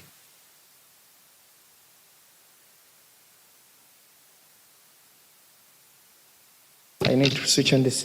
It's just a few minutes after midday. Thank you so much for watching the second panel. We're discussing the budget speech conference 2021. We are trying to break it down and see how it is going to be implemented and what is the take home from that. And today we're focusing our attention on the different tax regimes. So I want to now draw attention to the private sector and civil society and to see whether the different tax regimes that have been proposed in the next let me introduce my panelists this afternoon. We have Mrs. Victoria Sechitoleko, who is the Vice Chairperson for the Private Sector Foundation Uganda, who joins us online. Ma'am, it's an honor to have you this afternoon, and we are looking forward to hearing, and thank you so much for coming. I also want to welcome once again the Acting Commissioner of Domestic Taxes, the Uganda Revenue Authority, URA has put in place for the taxpayers. Let me start with Madam Victoria Sechitoleko, who is the Vice Chairperson for the Private Sector Foundation. Ma'am, do you feel supported as the private sector by the different tax policies and regimes that government has put in place, especially with the struggling economy? You're welcome, ma'am. Put in place, especially. Thank you very much, moderator. As everybody knows by now, everything analyzed and clarified. The purpose of PSFU being here to represent the private sector is actually for us to say what we see, alert everybody right from the word go. Not to expect me to talk about the milking cow, which is being generally fed, and therefore it will generate to borrow. Neither am I going to talk about domestic borrowing, which is crowding out investors, manufacturers, but most especially SMEs. Neither will I mention the US dollar, which as a result of domestic borrowing becomes very expensive and certainly stifles. Neither am I going to say anything about the digital tax stamps, how they are not 1.5 million registered companies. Less than 50% of those are tax compliant. No, I'm not going to mention not to be done. I'll just go straight to the, which may look small, but to us as private sector, they are major. Chief among these challenges is as the starting place where to operate from. The parish model approach is fantastic. It is really an idea which is overdue. But unfortunately, it is the timing and the style in which it has been brought. It is not easy for us as private sector to emphasize that, because if until now some districts do not know their borders, and that is what is leading some people into being arrested, because while they think they are still in their district, they are already in another district. How about parishes? That is one. Two, when you are investing as an investor, irrespective of how small your business is, it is located on some geographical location. Now, it has been difficult enough to deal with the sub-counties, which all have to go to the district. Now we are supposed to find these parishes, because even here at Intinda, I don't know where my parish starts and ends. So for us investors, that is going to be a little bit of a challenge, because if, for example, you are building a hotel and it straddles maybe more than one parish, you have got to deal with that in a situation where more than 5,000 parishes do not even have chiefs yet. So that is the first challenge we see in participating in this budget. The second challenge seen and felt by everybody in private sector, small and big, is corruption.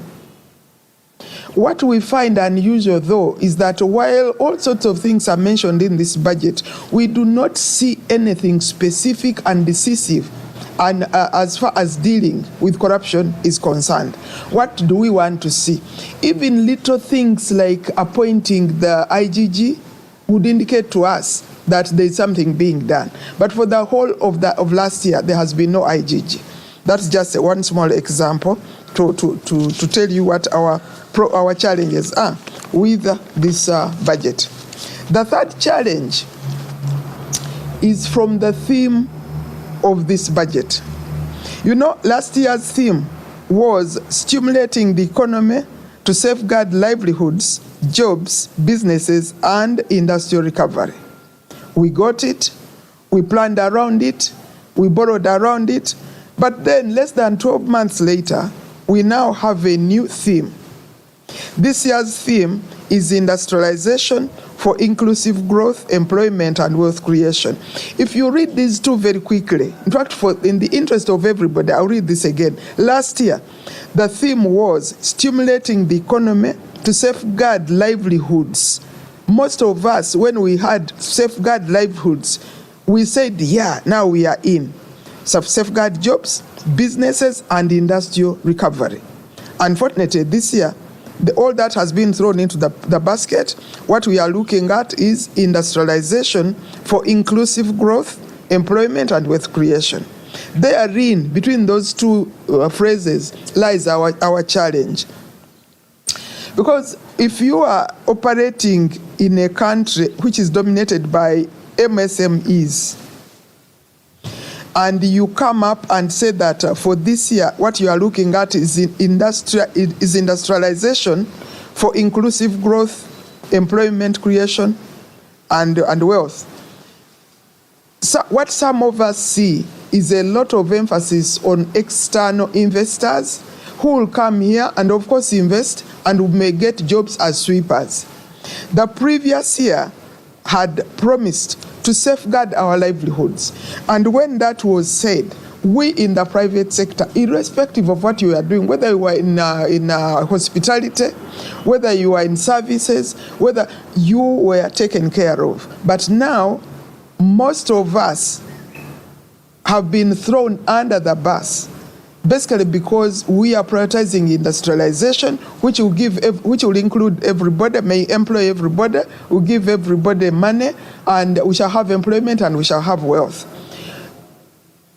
We also need to have something called dignity. So whatever this budget is doing to us as investors, I think somebody should take another look and see exactly where are Ugandans. I'm saying this basically because my fourth challenge, which we, the private sector, find with this budget, is education. This budget is expecting everybody to be tax compliant, which we have no problem with. But the real challenge we have is that most people don't even understand what you are talking about. Our education does not prepare us for what you are talking about. In fact, most people who are doing well and are not paying taxes, in most cases, they don't understand what you're talking about. In fact, until recently, when I retired and I became a taxpayer, I did not understand most of these things, in spite of being a graduate. Now, the majority of our people are below P7, primary 7. Because if we say that most of our people are under 30 years, most of those children fell out of school before they made it to primary 7. How do you expect them to understand this? Now, how does this become a challenge of the private sector? Because all those people we are talking about, those who fell out of school, are private sector. To make matters worse, all that has been said, what is being expected to be done, how we should be tax compliant and all that, is operating in a country where 21% of the population is living below the poverty level. This, of course, impacts us as private sector because their buying capacity has definitely fallen. And given this current pandemic of COVID pandemic, we don't see it rising. But for URA, you still expect us to pay our taxes. As we all know, it is not just that URA is operating in an environment where 21% of the people are under the poverty line, but the majority, which is 68% of Ugandans, are in agribusiness. But the majority of those who we call agribusiness are actually in farming. Unfortunately, these people who are in farming, the majority of them are making about 90,000 shillings a month, instead of the 235 that is expected in order for them to pay as you earn. So here we are in a country where 68% of the people don't pay taxes. I wish everybody could say it like that, because when we camouflage, and I know a thing or two about this camouflage, basically because I come from the same parish as Madivani. Now, when you look at our parish, we are generally rich.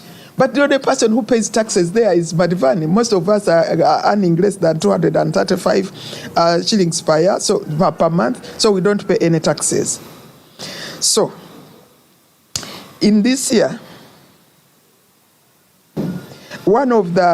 during 2021, one of the things the private sector would have liked to see is the safeguarding of livelihoods. Because without those livelihoods, we don't have a market. And we don't have a market at a time when exporting has become very complicated. All sorts of issues are being raised by our neighbors. So until and unless we prioritize everything that leads to this industrialization, most of which will definitely start with education, move into agriculture, which is producing for the industries, then industrialize, add value to whatever we are producing, and export. We are in real trouble. Why? Now, looking at the planned borrowing, for example, domestic borrowing, this makes it very easy for the people who are importing as opposed to us who want to add value and export. Now, how can one balance these two? Two, through creating, by the government borrowing domestically, they are creating a very expensive dollar. This, of course, means that it is not worth adding value to whatever product you want to add value to in order to export it, because it is very expensive to export now. Now, without emphasis on growing micro and small-scale enterprises, I really don't see how we are going to grow. I really don't see how we are going to grow our exports. So, that means even the foreign exchange will be affected. That means that even the import substitution will not happen. That means that the import substitution will not happen. So, knowing this, that one, the job of private sector is actually to pay taxes. The job of private sector is produce, distribute, and feed the country. Then also export and get foreign exchange. Knowing that all that is being impeded, what is our ask? Our ask is very, very simple. Our ask is very simple. What we want to ask government to do is to please deal decisively with corruption. That is the easy part, because having been there, I know that you cannot have corruption in a ministry if the top is not corrupt. So, can something be done about public thieving, called corruption, called graft, whatever it is? Anybody who is misusing our resources should be dealt with. What is our second ask? Our second ask is very simple. When you come up with a policy, can you please implement it to the end? Because policies which are development oriented are not supposed to be like a sprint. It is a marathon. Give a policy a chance to grow and to be implemented properly, so that we analyze it before we change. But this business of changing every year, when you are driving a train, it's not like when you are walking on foot. You cannot just decide and turn and go the other way. Government is leading and we private sector are following. Can we give these different policies a chance? Then three, the private sector would like to request the government to please pay the domestic arrears. Government borrowed from our members. Last year, the ask was 4 trillion shillings. The government paid 400 billion, and they continued to borrow. Now we see in the budget, you have put 600 billion. You owe the private sector 4 trillion, you have put in 6 billion. Can you at least deliver that 6 billion? Because otherwise you are strangling the private sector. Finally, in the long term, we would like for the whole government to have a policy, a system in place which promotes and supports SMEs, because these are the ones which are going to grow into bigger organizations and pay bigger salaries.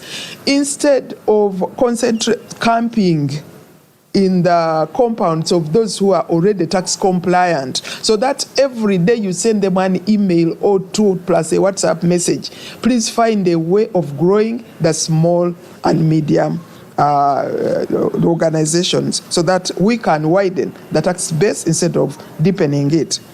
In the long term, what would the private sector like to see? Because most of what we do, everything that we do in private sector rotates around people. The private sector would like to ask the government of Uganda to look at our education syllabus again. Can that system of education start producing students who are business compliant? We are talking about tax compliant. Let us talk business. Because it is really interesting how most of this information is hidden somewhere. When you are in school, you don't hear anything about anything to do with taxation, anything to do with income, anything to do with when you plant this, you get this. Can we have another look at our education so that it helps the private sector? Because most of the young generation is going to end up in the private sector. Can we prepare them accordingly and forget about those memorized things? We don't care what they remember. All we care for is what can they do in the private sector. I'll hold you as there far briefly. as the private sector is concerned, if you can give us the conducive environment, and if you can come up with a system which supports the small and medium sector and do all those few things which we have asked, we shall definitely be ready to pay all the taxes. I thank you. At the beginning, she was saying she will not talk about so many things. And I thought that was really interesting. One of the things she talked about, she said she will not talk about the electronic fiscal receipting and invoicing and the whole digital tracking, which I found interesting, because I thought URA was trying to make it easier, but she has challenges on her own.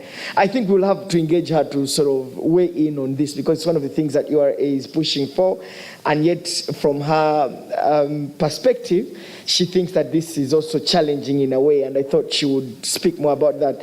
So, ma'am, if you can hear me, we'll come back to you to at least speak about this issue. But I think she raises very pertinent issues as the private sector and government, I'm sure, has had, including paying the debt from the domestic borrowing. I think she raises very critical issues. Of course, she concluded on the issue of educating changing our curriculum, moving away from cramming to rather skills-based education that will be ready for the market.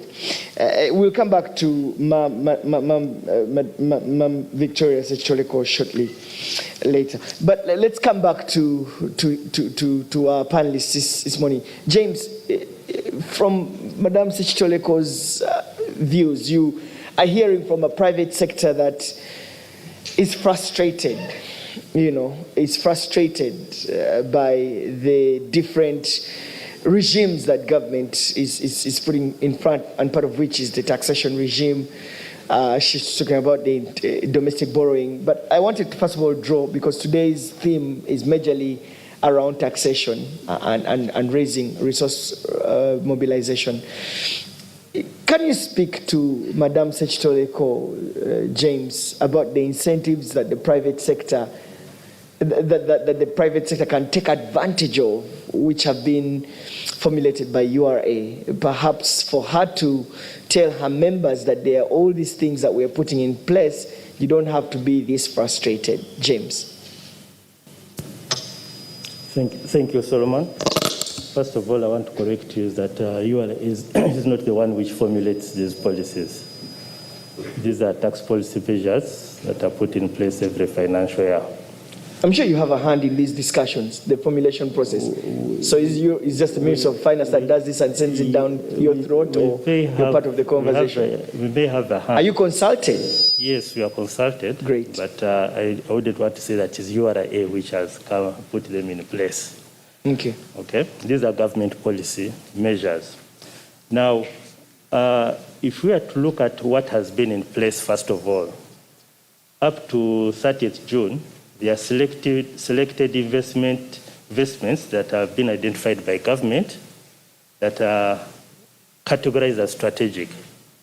And these include processing agricultural goods, manufacturing, assembling medical appliances, medical sundries, pharmaceuticals, building materials, manufacturing, furniture, pulp and paper, printing and publishing industrial materials, establishing or operating vocational or technical institutes, carrying out business in logistics and warehousing and information technology and commercial farming, manufacturing tires, footwear, mattresses, or toothpaste. Now, effective 1st July, this list is being enhanced with additional areas that are being focused on. That is chemicals for agriculture and industrial use, textiles, glassware, leather products, industrial machinery, electrical equipment, sanitary pads, and diapers. Now, what do the taxpayers involved in this strategic investment stand to gain in terms of tax? For income tax, first of all, is exemption for 10 years from the date of the commencement of that business. Now, for VAT exemption on supply of services to conduct feasibility studies and design, locally produced materials for the construction of a factory or a warehouse, locally produced raw materials and inputs or machinery and equipment. And for excise duty exemption, the exemption is on the construction materials of a factory or a warehouse, exclusive of those available in the local market, and locally produced raw materials and inputs.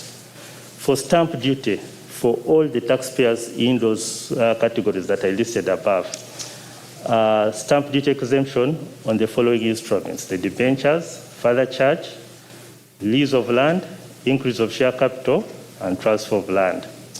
However, for one to benefit from these exemptions, there are some conditionalities that have been put in place for them to fulfill.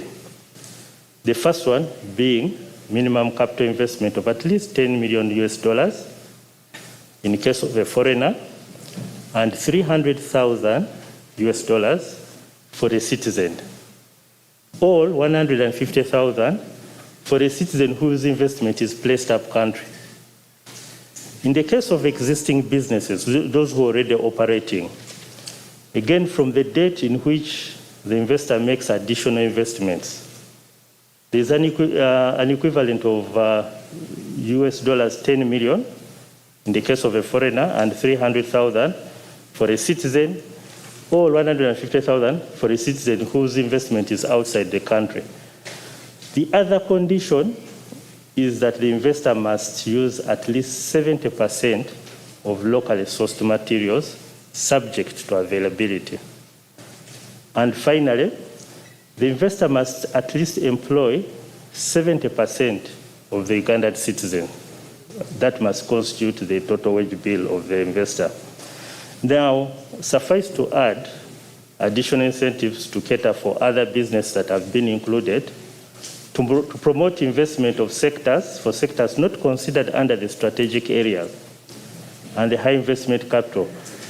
Effective 1st July, government has introduced similar tax exemptions for VAT, excise duty, and stamp duty as that of the strategic investors for manufacturers whose investment capital is $50 million. Or in the case of any other manufacturer who makes additional investment of about $50 million, for VAT specifically, it is $30 million for foreigners and $5 million for citizens. Those are the incentives that have been provided for our citizens to benefit from. However, I may also add on how a citizen is expected to benefit from this in terms of the processes for URA.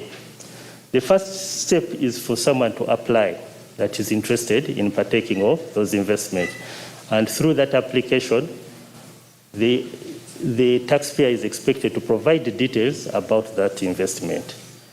And URA will consequently verify the application basing on what is provided for in the incentives.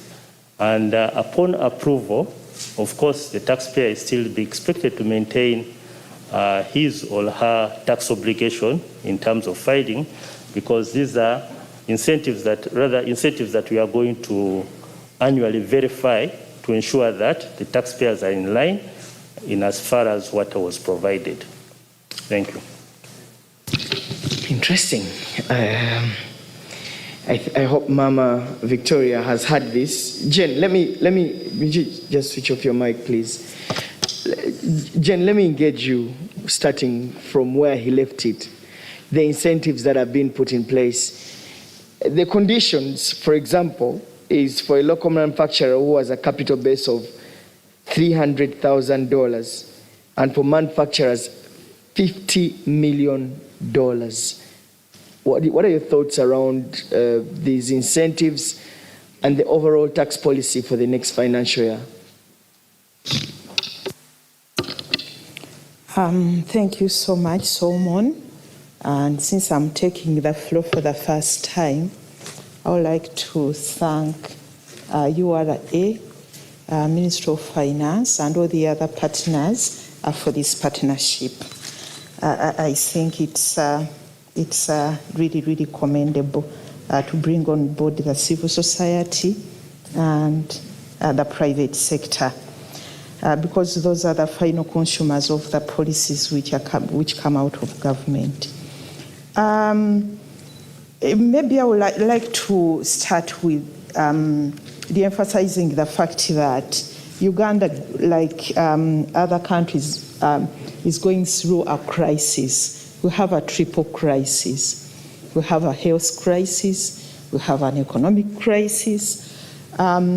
We also have a debt crisis. And we need to work on those crises together. We have to solve them together. The issue of the tax policy is critical because government needs resources to be able to provide goods and services and infrastructure. We have had the tax proposals, which are commendable because government is also running a tightrope. The economy is facing challenges, yet government has to get resources. And this is where we need to be able to be careful when it comes to the outflows of resources, especially the issue of tax incentives. I'm not saying right from the beginning that tax incentives are bad per se, because they are good to be able to spur, to encourage investors to go into certain sectors. My worry is the issue of value for money. This isn't the first time that government is providing tax incentives, but we don't see the evidence for value for money. That this company was given tax incentives, that this is how they have delivered. The conditions James has pointed out were clear. Sourcing 70% of local materials, which is good because that increases production and productivity and gives income to the people producing the materials. Issues of the wage bill and employing Ugandans. But we see most of the companies which employ Ugandans, we don't have a minimum wage. They are paid very, very poorly. Again, we don't see that those conditionalities are adhered to. So at the end of the day, even the issue of transparency, who is getting these incentives, So we need to do much more around the issue of tax incentives so that we can be able to get value for money. What we are proposing, that instead of talking about, for example, 10 years of income tax, why don't you give 5? So that after 5 years, you can be able to evaluate and see whether we are getting value for money and maybe give more incentives. So that's our position when it comes to the issue of incentives. The sectors are too many. I doubt whether all those sectors as read out are really strategic, because we need to be clear that as an economy, this is where we are going. These are the strategic sectors, but I don't see that. The list continues every year, going up, becoming longer and longer, and you wonder where exactly, where we end up. Maybe all the sectors will be there. Maybe allow me, since we are talking about issues around the outflows, because for us tax incentives is one of those outflows of resources, which we really, really need, because we haven't as yet seen value for money. Maybe I would like to talk about other areas which government could look at. The issue of taxes on data has been on table for some time, OTT and data. Our position here is that, it's interesting when you understand the explanation behind a tax. And I think that's maybe, like Patience was saying, the issue of educating the people, the taxpayer, so that they can be able to understand where government is coming from to put that tax on table. But when you look at the issue of data, again, it's taxing the consumers, not the businesses. When you look at the COVID pandemic, what it has brought on table is the expansion of the digital economy. The digital economy is expanding. And I think government should build the capacity.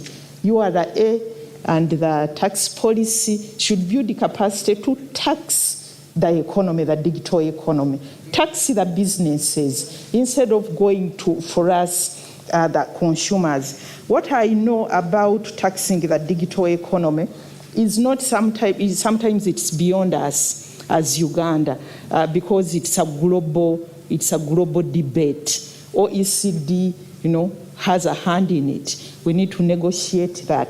But again, we also need to build the capacity on how to tax the digital economy, because most of the international tax laws even about taxing physical businesses, not those online businesses. So I think instead of taxing the consumer, when I buy my small data, I think we should go for the big businesses, and they are there.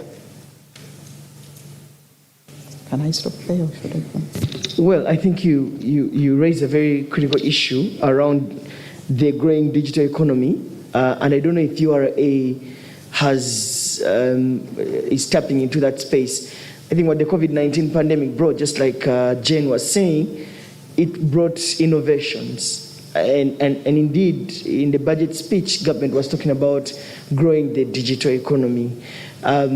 Just to find out from you before we go back to Mama Victoria, is URA tapping into the growing digital e-commerce, online commerce, James? Yes, we are developing mechanisms of tapping into e-commerce. That is an area that is focused to us in terms of taxing that sector. So we are really looking into that sector in terms of taxation. But have you provided for it in the tax regimes for the next financial year? Or you're still looking into it? In terms of tax regime? You're still developing capacity, right? Yes, the tax regime already caters for that sector. Okay. But how to go about it are the measures that we are putting into place in terms of focusing on it. Okay. Yeah.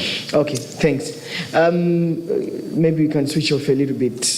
Jen, did you want to come back on issues of taxes? I just wanted to come back to the issue of, I know government is building capacity, and there are also other organizations globally and on the continent that's doing that.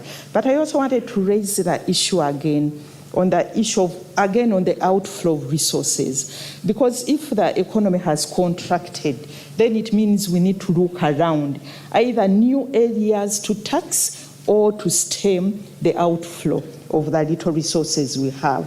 There is the issue, I know government is working on this, and we just want to re-emphasize that it could be done faster. The issue of double taxation agreements We have so many of them. We have signed with a number of countries like Mauritius, Netherlands, where our money, somebody says I'm paying in Mauritius, yet Mauritius is a tax haven. So those are some of the issues we really need to see so that we tighten those issues. The issue of tax harmonization is important regionally. We have some varying VAT, and there's a lot of smuggling across the border, especially on the Kenya border. But we also, the issue of tax harmonization regionally, especially the issue of tax incentives, is important to avoid the race to the bottom, because we compete for investors. We give tax incentive 10 years, another one gives 15. At the end of the day, it's the investors who go home laughing all the way to the bank. I don't know whether we'll get more time to talk about the economy, because when we talk about reviving the economy, today that's the elephant in the room. You can't get taxes if the economy is not vibrant. And today, it's the Polish model, which is the blue-eyed baby on the block. And I think we need to interrogate whether that Polish model will be able to revive the economy, increase incomes at household level, but also at national level, because even the national coffers are empty. They are half empty now. That's why we are borrowing. So when you look at the Polish model, I just want to give my comments on this. When you look at the challenges facing Uganda, we talked about that yesterday, the panel talked about that, the issue of producing according to standards. But when you look at trade today, there are so many markets out there. In fact, even the budget speech talked about the Africa Continental Free Trade Area, the big market, all the countries have signed that Continental Free Trade Area apart from Eritrea. So all those markets are there. We have the regional market, we have AGOA, we have EU market, but all those are potential markets. But we'll continue talking about markets are there. But the missing link, at which I hope the Polish model can address, is the link between production and the market.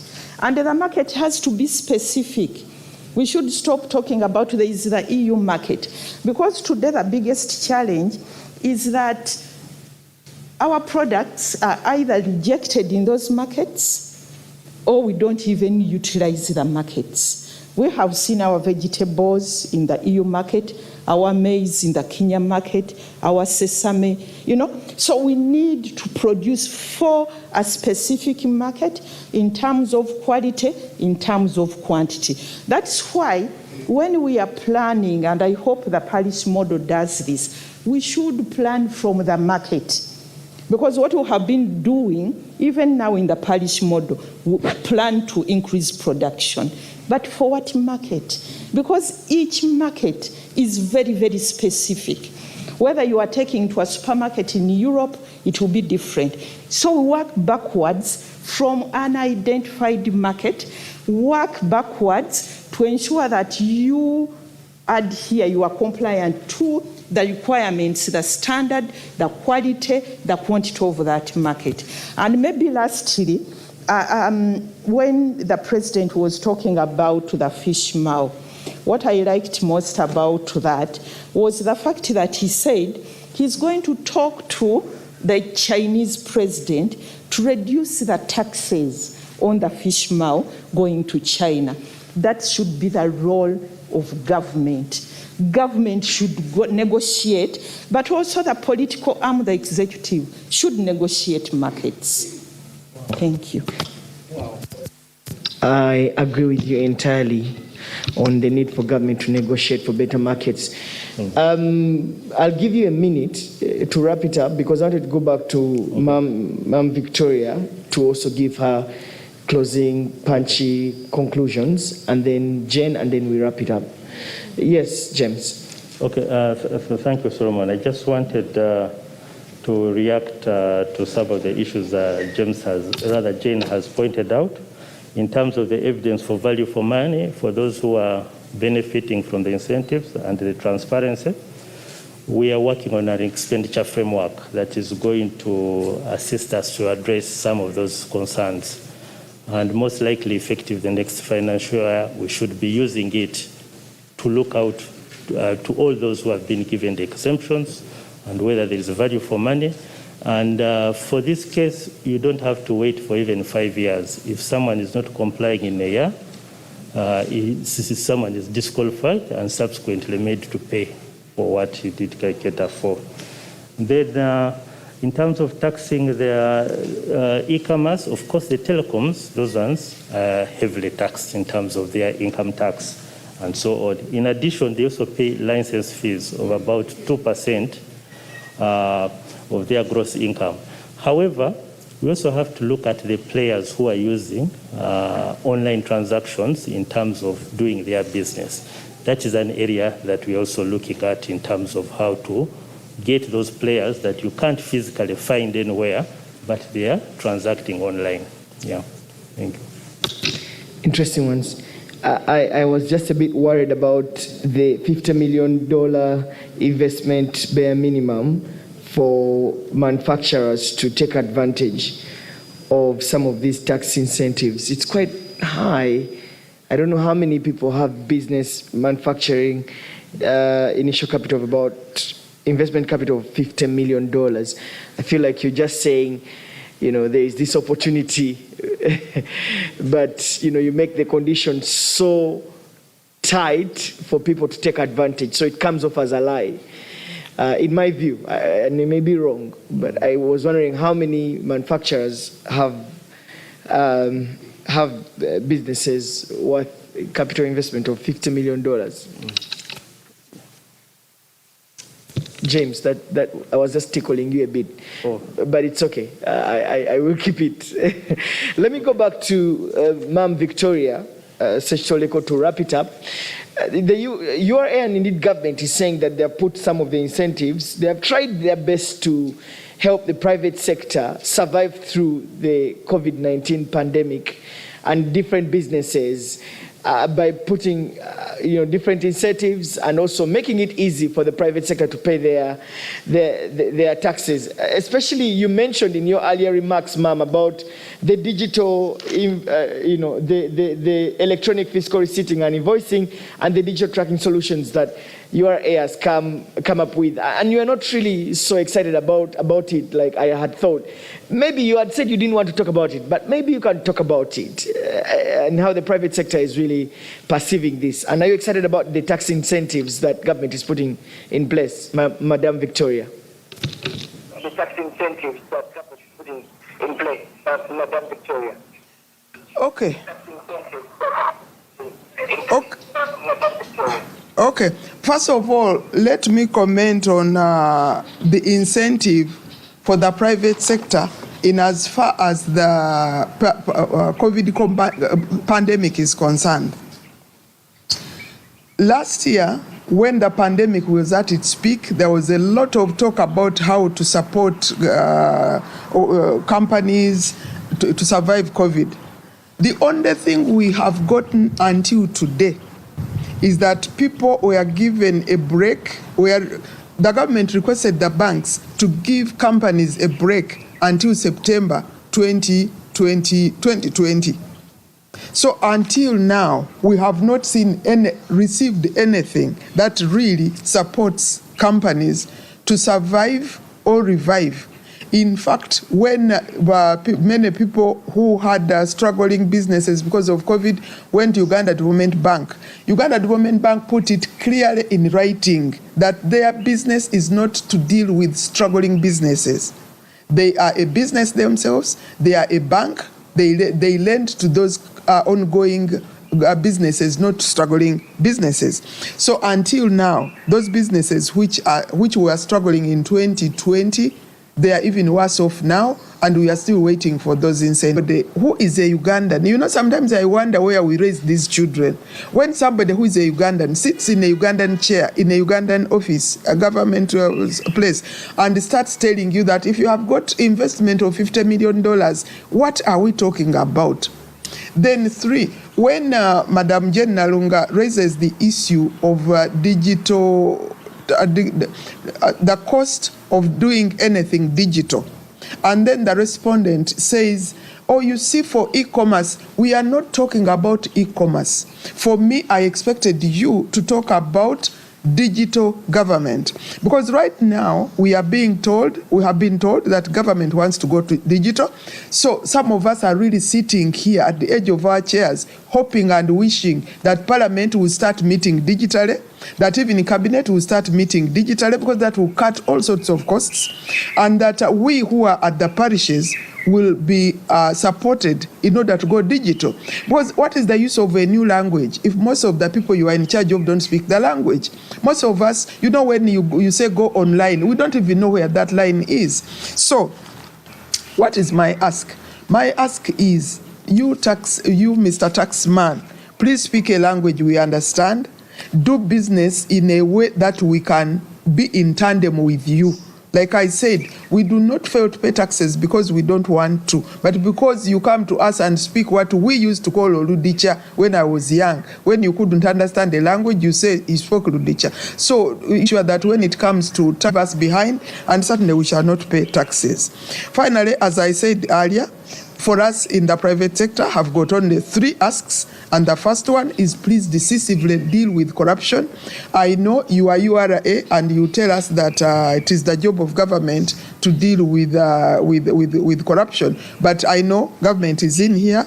You are part and parcel of government, so please deal decisively with URA because it is interrupting our work and not making it easy for us to pay those taxes.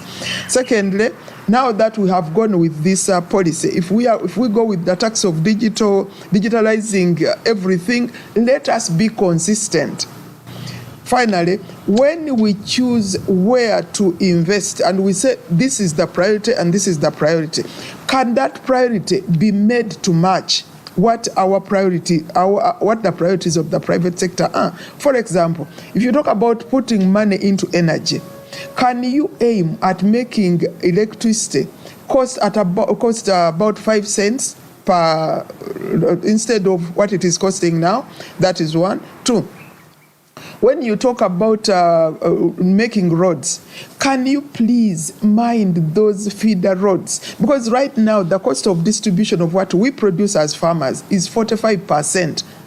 The cost is 45% of the total cost. You produce, then 45% just goes into distribution. So please, when you work on you prioritize transport, please prioritize those roads which lead to us being able to evacuate whatever we produce. Then when you say that you are looking into the cost of credit to the SMEs, please let it be consistent in that when you go to a micro organization, it will grow into a medium organization and it will grow into a large organization. Make this a development process. Don't come and look after me when I'm a small woman in a small village, and the moment I become medium, you just desert me because I no longer fit where I was and I don't know where I'm going. In other words, can we be consistent when we hold the hand of these people who want to pay taxes? Be there or work with them, and when you talk about these tax incentives, explain them to them and apply them to us who are in the majority. The SMEs in Uganda are the majority, so please make whatever policy you are talking about apply to us. And I'll end with my usual request. Let us take another look at our education syllabus so that it is relevant. If Uganda is an agriculture country, let everybody understand about agriculture, appreciate about agriculture. If Uganda is becoming an industrialized country, we are all going into business, make sure that every child can understand what business is about. We don't have to know where the source of the Nile is or who discovered it. I thank you. We don't have to know where. Thank you. Thank you very much. Thank you very much, Mama Victoria Secheko. Thank you very much for your submissions. We really appreciate them. Thank you. And our time is fast spent. But I love how she concluded it. She said, URA, you're giving incentives to the big boys. $50 million and above, $300,000 and above, and yet majority of the business sector is an SME. Instead of just providing some incentives for them to grow, you have set the bar so high, and therefore you're not helping the SMEs, which form the largest majority of it. Ma'am, thank you very much, Madam Victoria Secheleko, Vice Chairperson for Private Sector Foundation. Thank you, James Odongo from URA. James is the Acting Commissioner for Domestic Taxes. Jen, I'll give you 30 seconds because I promised you that I would come back to you and you wrap it up. You have the last say at this. Okay, thank you so much. One, I'll talk about, I will appreciate the issue of training and education. Let the people, the taxpayers, know what they are paying. Lastly, I think we need to rethink the economic policies. COVID has taught us that what we talk about, market forces, market demand, private sector-led, it can't work anymore. And we saw it when State House went into transport. So we need to agree what should be the role of the state. We are talking about the parish model, but the pricing even of maize, even up to today, now people are producing maize, the maize is in the garden, but they don't know how much they are going to get out of their maize, what the price is going to be. And that doesn't give any incentives to be able to adhere to, comply to any standards. So the whole issue is let us rethink our economic policies. Let us rethink the banking sector. Why should we borrow for onward lending when we can be able to have our own banks to mobilize resources? So going forward, we need to rethink the policies which help us to get out of a crisis. Can't be the same actions to help us rebuild the economy. It's like firefighting.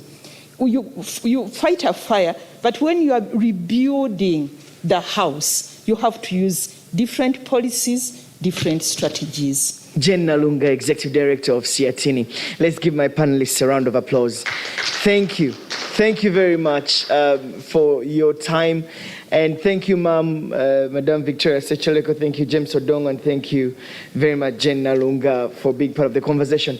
And thank you for watching from wherever you've been watching. We've been live on Smart 24, BBS Telefina. We've been live on NBS Television, UBC, and URA TV. So a special thank you for watching this broadcast. My name is Solomon Serwanja. Coming up on the different TV stations is News at 1. Good afternoon.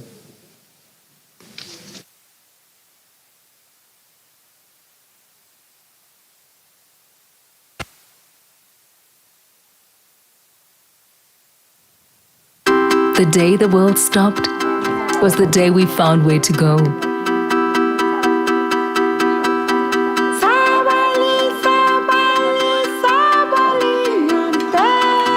From now on, we are not going to leave anything on our plates. Because we've learned to savor the moments that were always there. And they never tasted this good.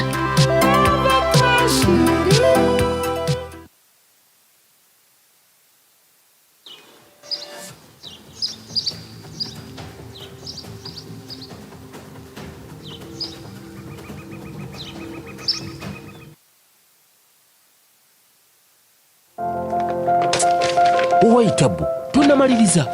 And what are you doing throwing papers all over the place? I'm looking for an invoice for a sound system and cables that I received yesterday, but I can't find it.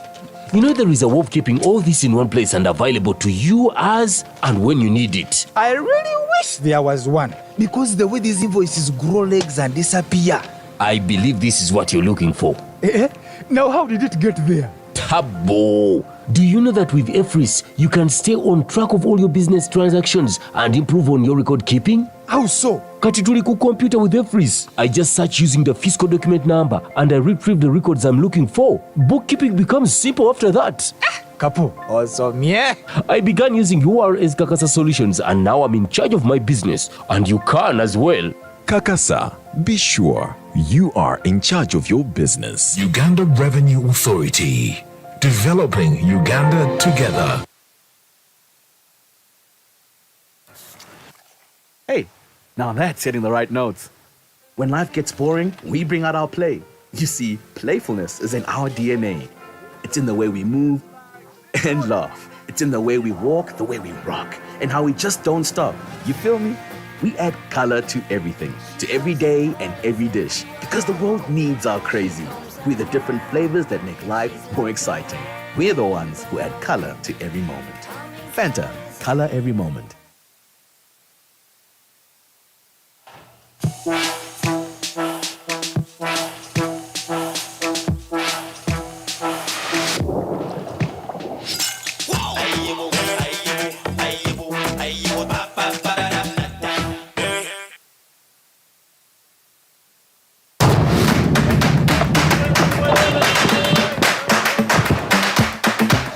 It's a free header! Goal! And it's in the back of the net from Robert Lewandowski because that is. But across!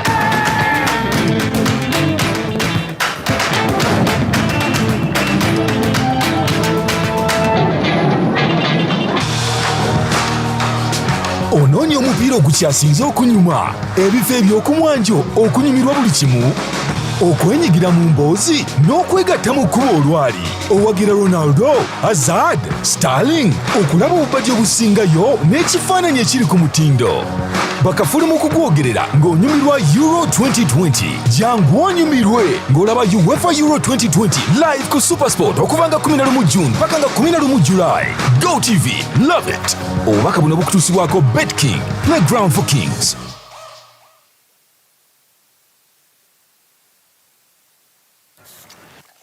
Hey, now that's hitting the right notes. When life gets boring, we bring out our play. You see, playfulness is in our DNA. It's in the way we move and laugh. It's in the way we walk, the way we rock, and how we just don't stop. You feel me? We add color to everything, to every day and every dish, because the world needs our crazy. We're the different flavors that make life more exciting. We're the ones who add color to every moment. Fanta, color every moment. Are you a company looking to grow your fleet or simply need a car to get you from point A to point B? Think Intercar. Rentals, operational leases, and driver services. With our large fleet of luxury and ordinary cars, you have your pick. And speaking of pick, why not have us do that for you with our 24-hour airport transfer service and 24-hour standby driver and vehicle? Over 500 successful pickups a year and 1,000 satisfied passengers. Intercar Uganda, at your service.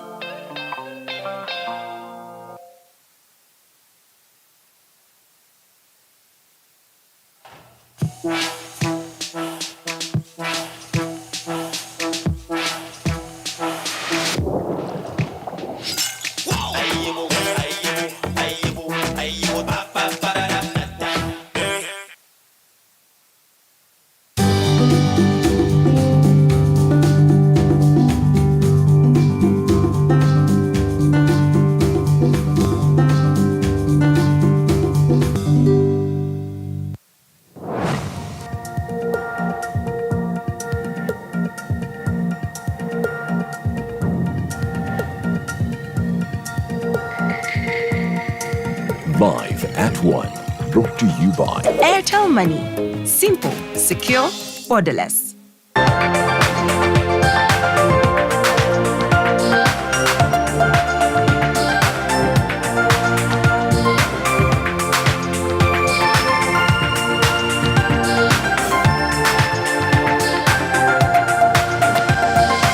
Live at 1. Well, thank you so much for joining us here at the Political Command Center, NBS Television. This is NBS Live at 1. My name is Samson Kasumba. Let's get into stories that make the top of the headlines. It's residents in Karido that have decried inaccessibility to services due to the closure of district headquarters, and authorities there attribute the closure to a surge in COVID-19 cases. Now, the most affected include those that were accessing district headquarters over Emyoga funds. Now their paperwork can't be verified.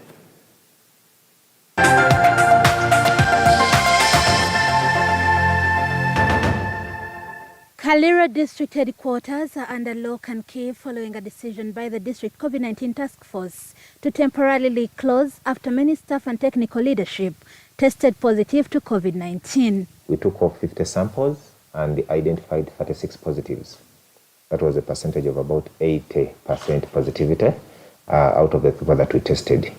And because of that, a majority of the people were technical people and politicians that live or work within the district settings, all premises. So because of that, we did agree as the task force of the district, first of all, to close the districts for a period of 14 days. This decision has paralyzed work in the area as many people cannot access services. The most affected are the beneficiaries of the Emyoga funds who wish to submit their files to the relevant offices to expedite the process of accessing their funds.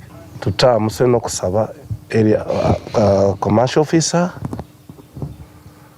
RDC anigibanga tujiri kolebwa mukiseera tugiritukirira naye waledanga tebanaba ku closing offices ku district at least within 2 to 3 days process yali nyangu yokufuna sente n'okusaininga ku bintu. The district health officer has however encouraged locals to wait until Monday next week when the mandatory 14 days for all the people who tested positive shall elapse, then they open to resume business. As that he turned positive, we will still go back for another 2 weeks, but the district will start working.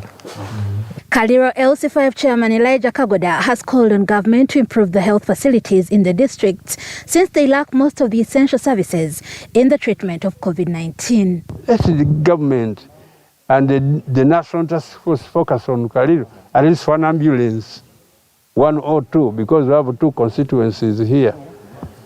2, we do not have a hospital. If they can expedite the process of expanding Umanya Center 4 to hospital status. This was a pledge made over 10 years ago by the president. An ambulance has a district up to today. All we do is we carry our patients on our pickups that we have, but we also have a few ambulances that belong to the private setting. Currently, the district health team is monitoring 50 cases of COVID-19 who are on home-based care. Zahra Namuli, Hakim Kanyere, NBS, Live at 1.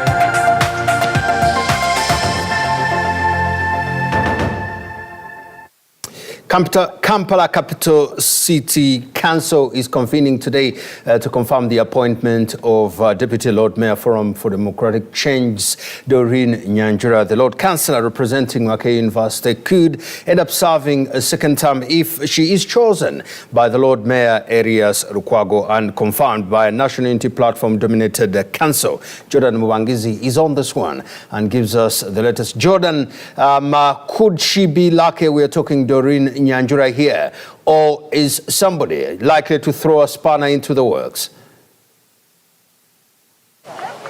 Well, Samson and everybody watching us at this time, I can confirm to you that it is done and dusted.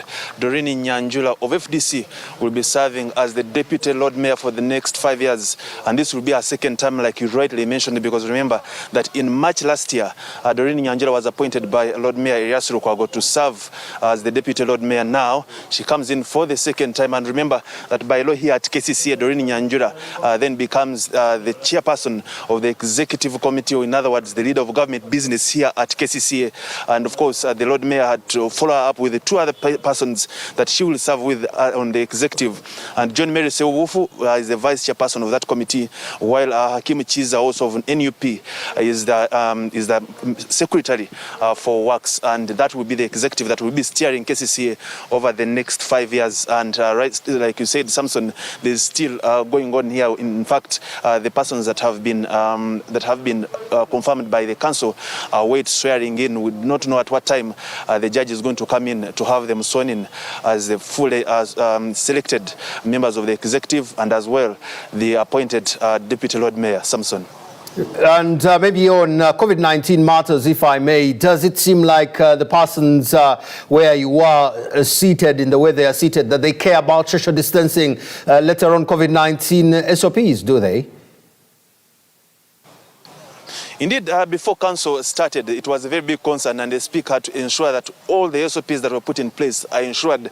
In fact, there are 3 members of the council that were confirmed to be positive, and the speaker had to make sure that as they participate, they either participate on Zoom or other means that were put in place by KCCA, but at least they were isolated from the group. They are not here, but I'm quite confident that they, through the internal mechanisms of KCCA, they were able to participate in the process that saw Doreen Nyanjula, of course, confirmed as the Deputy Lord Mayor. But indeed, there were concerns about social distancing and, of course, the big numbers that are here and how business was going to be conducted. But I can confirm to you that everything was in place to ensure that nothing is abused in relation to COVID-19. Thank you very much, Jordan Mubangiza, reporting for us out there on the confirmation of Doreen Nyanjula as the Deputy Lord Mayor for Kampala Capital City Authority. Now, in the United Kingdom, Delta variant-driven cases continue to rise, prompting the government to extend social distancing rules for another month. Elsewhere in Europe, some countries are moving faster than others in terms of loosening restrictions and reopening their borders. For more on this, I'm joined by Emmanuel Chess from our partner DW in Berlin, Germany, for more on the information, on the matter. Tongue twisted and tied there. Emmanuel, a very good afternoon. Where is this going? Do we see a summer like the summer before, or do we see a summer looking more hopeful and a little on the brighter side of things?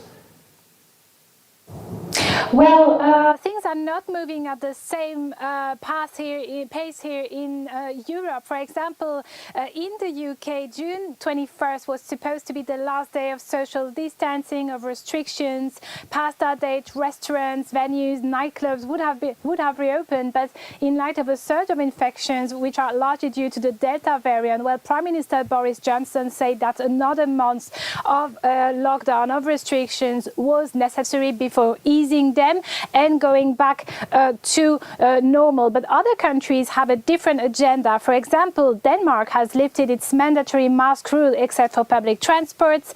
France still has a curfew until at 11 p.m. but police has been instructed to be tolerant on some events. For example, last night during the Euro soccer game between France and Germany, which France won, by the way, and nationwide, well, the curfew in France will be entirely lifted on June 30th. Here in Germany, the restrictions are loosened to fitness studios, restaurants have reopened, as well as stadiums, with fans being able to attend the game last night in Munich. In Greece, the tourism industry has reopened. The curfew has been pushed back to 1:30 a.m.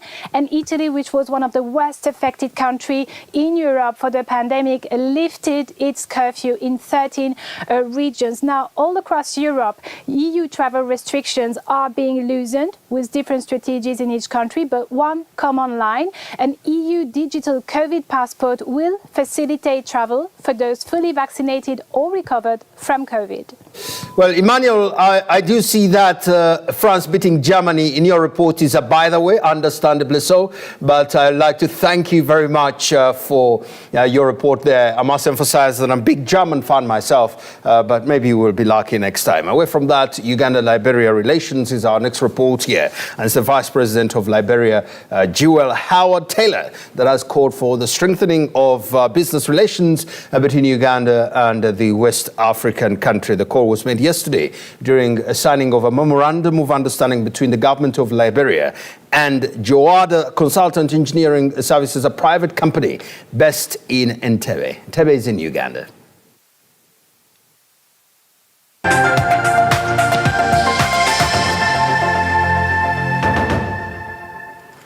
Uganda and Liberia enjoy warm bilateral ties. But according to Jewel Howard, the Vice President of Liberia, there is need for Ugandan businessmen to exploit these ties by increasing investment in the West African country. Howard-Taylor made the remarks at Entebbe during the signing of the Memorandum of Understanding between her government and Joada Consult Engineering Services, a private company. Earlier, Howard-Taylor met and held bilateral talks with President Yoweri Museveni at the State House in Entebbe.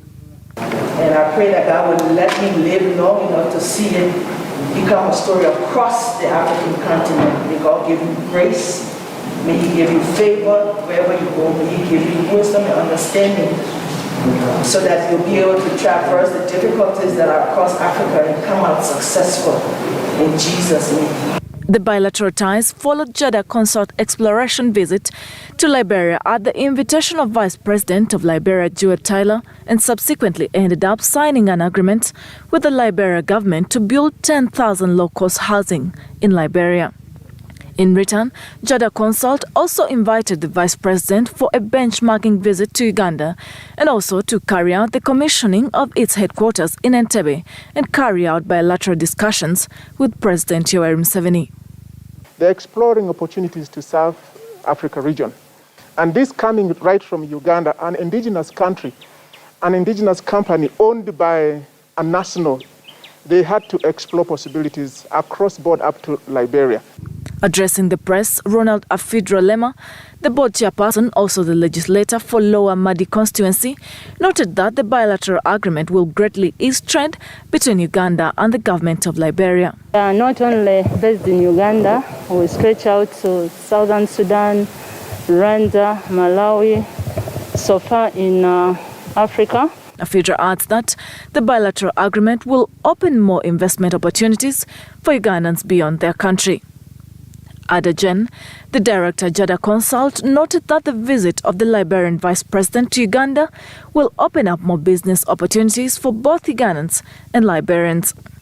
We have been able to have a successful visit with her, and it also happened to be at a time that she came to open our office. Jewel Howard-Taylor urged construction companies' management to focus more on innovation and creativity so as to boost productivity. Shamim Nabakoza, Sunday Sebagala, NBS, Live at 1. Shamim.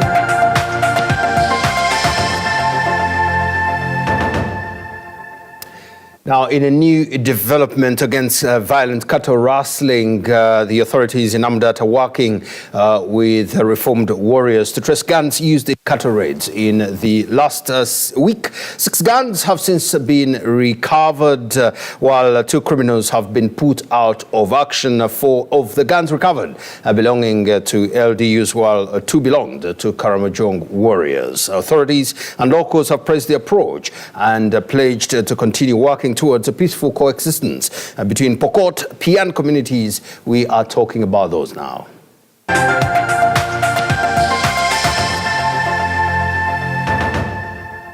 So this is what we got. Yeah, this is what we got. This is the 6th gun being handed over to the government of Uganda through a community initiative where reformed warriors are used to trace guns following a cattle raid.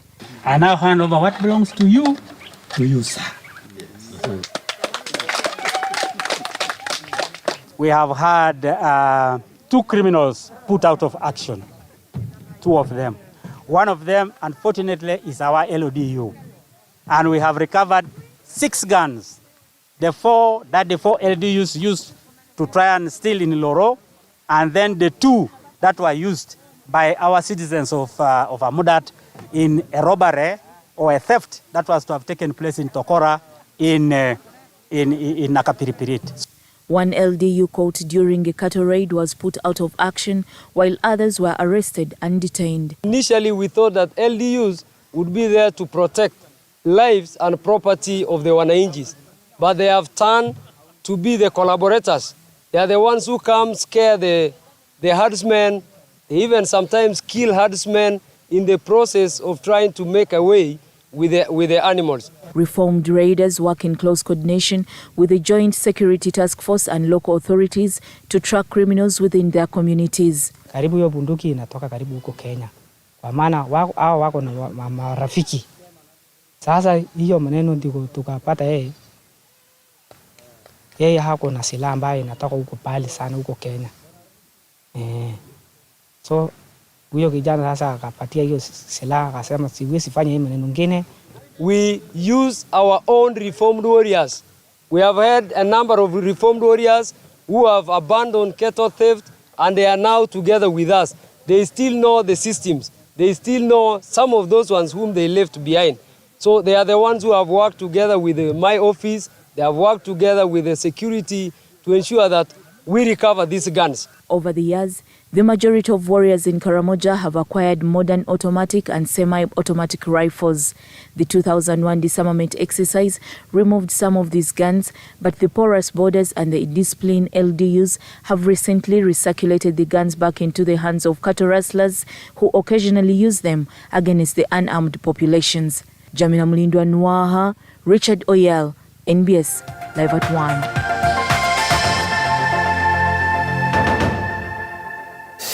That brings us very much to the end of this edition of NBS Live at 1. There will be another edition of Live at 1 tomorrow, but there will be an edition of the updates at 4:30. And of course, our bulletins continue to run in the order in which they run. In terms of finishing, I'll say this to those who love this one here.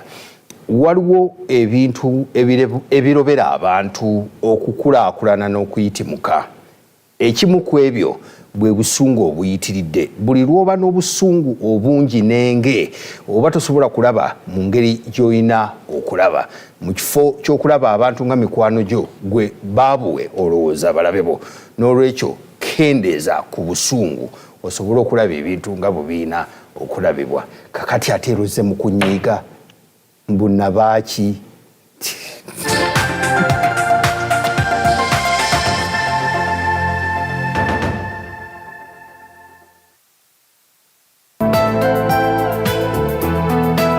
Next. Brought to you by Movit. All day confidence.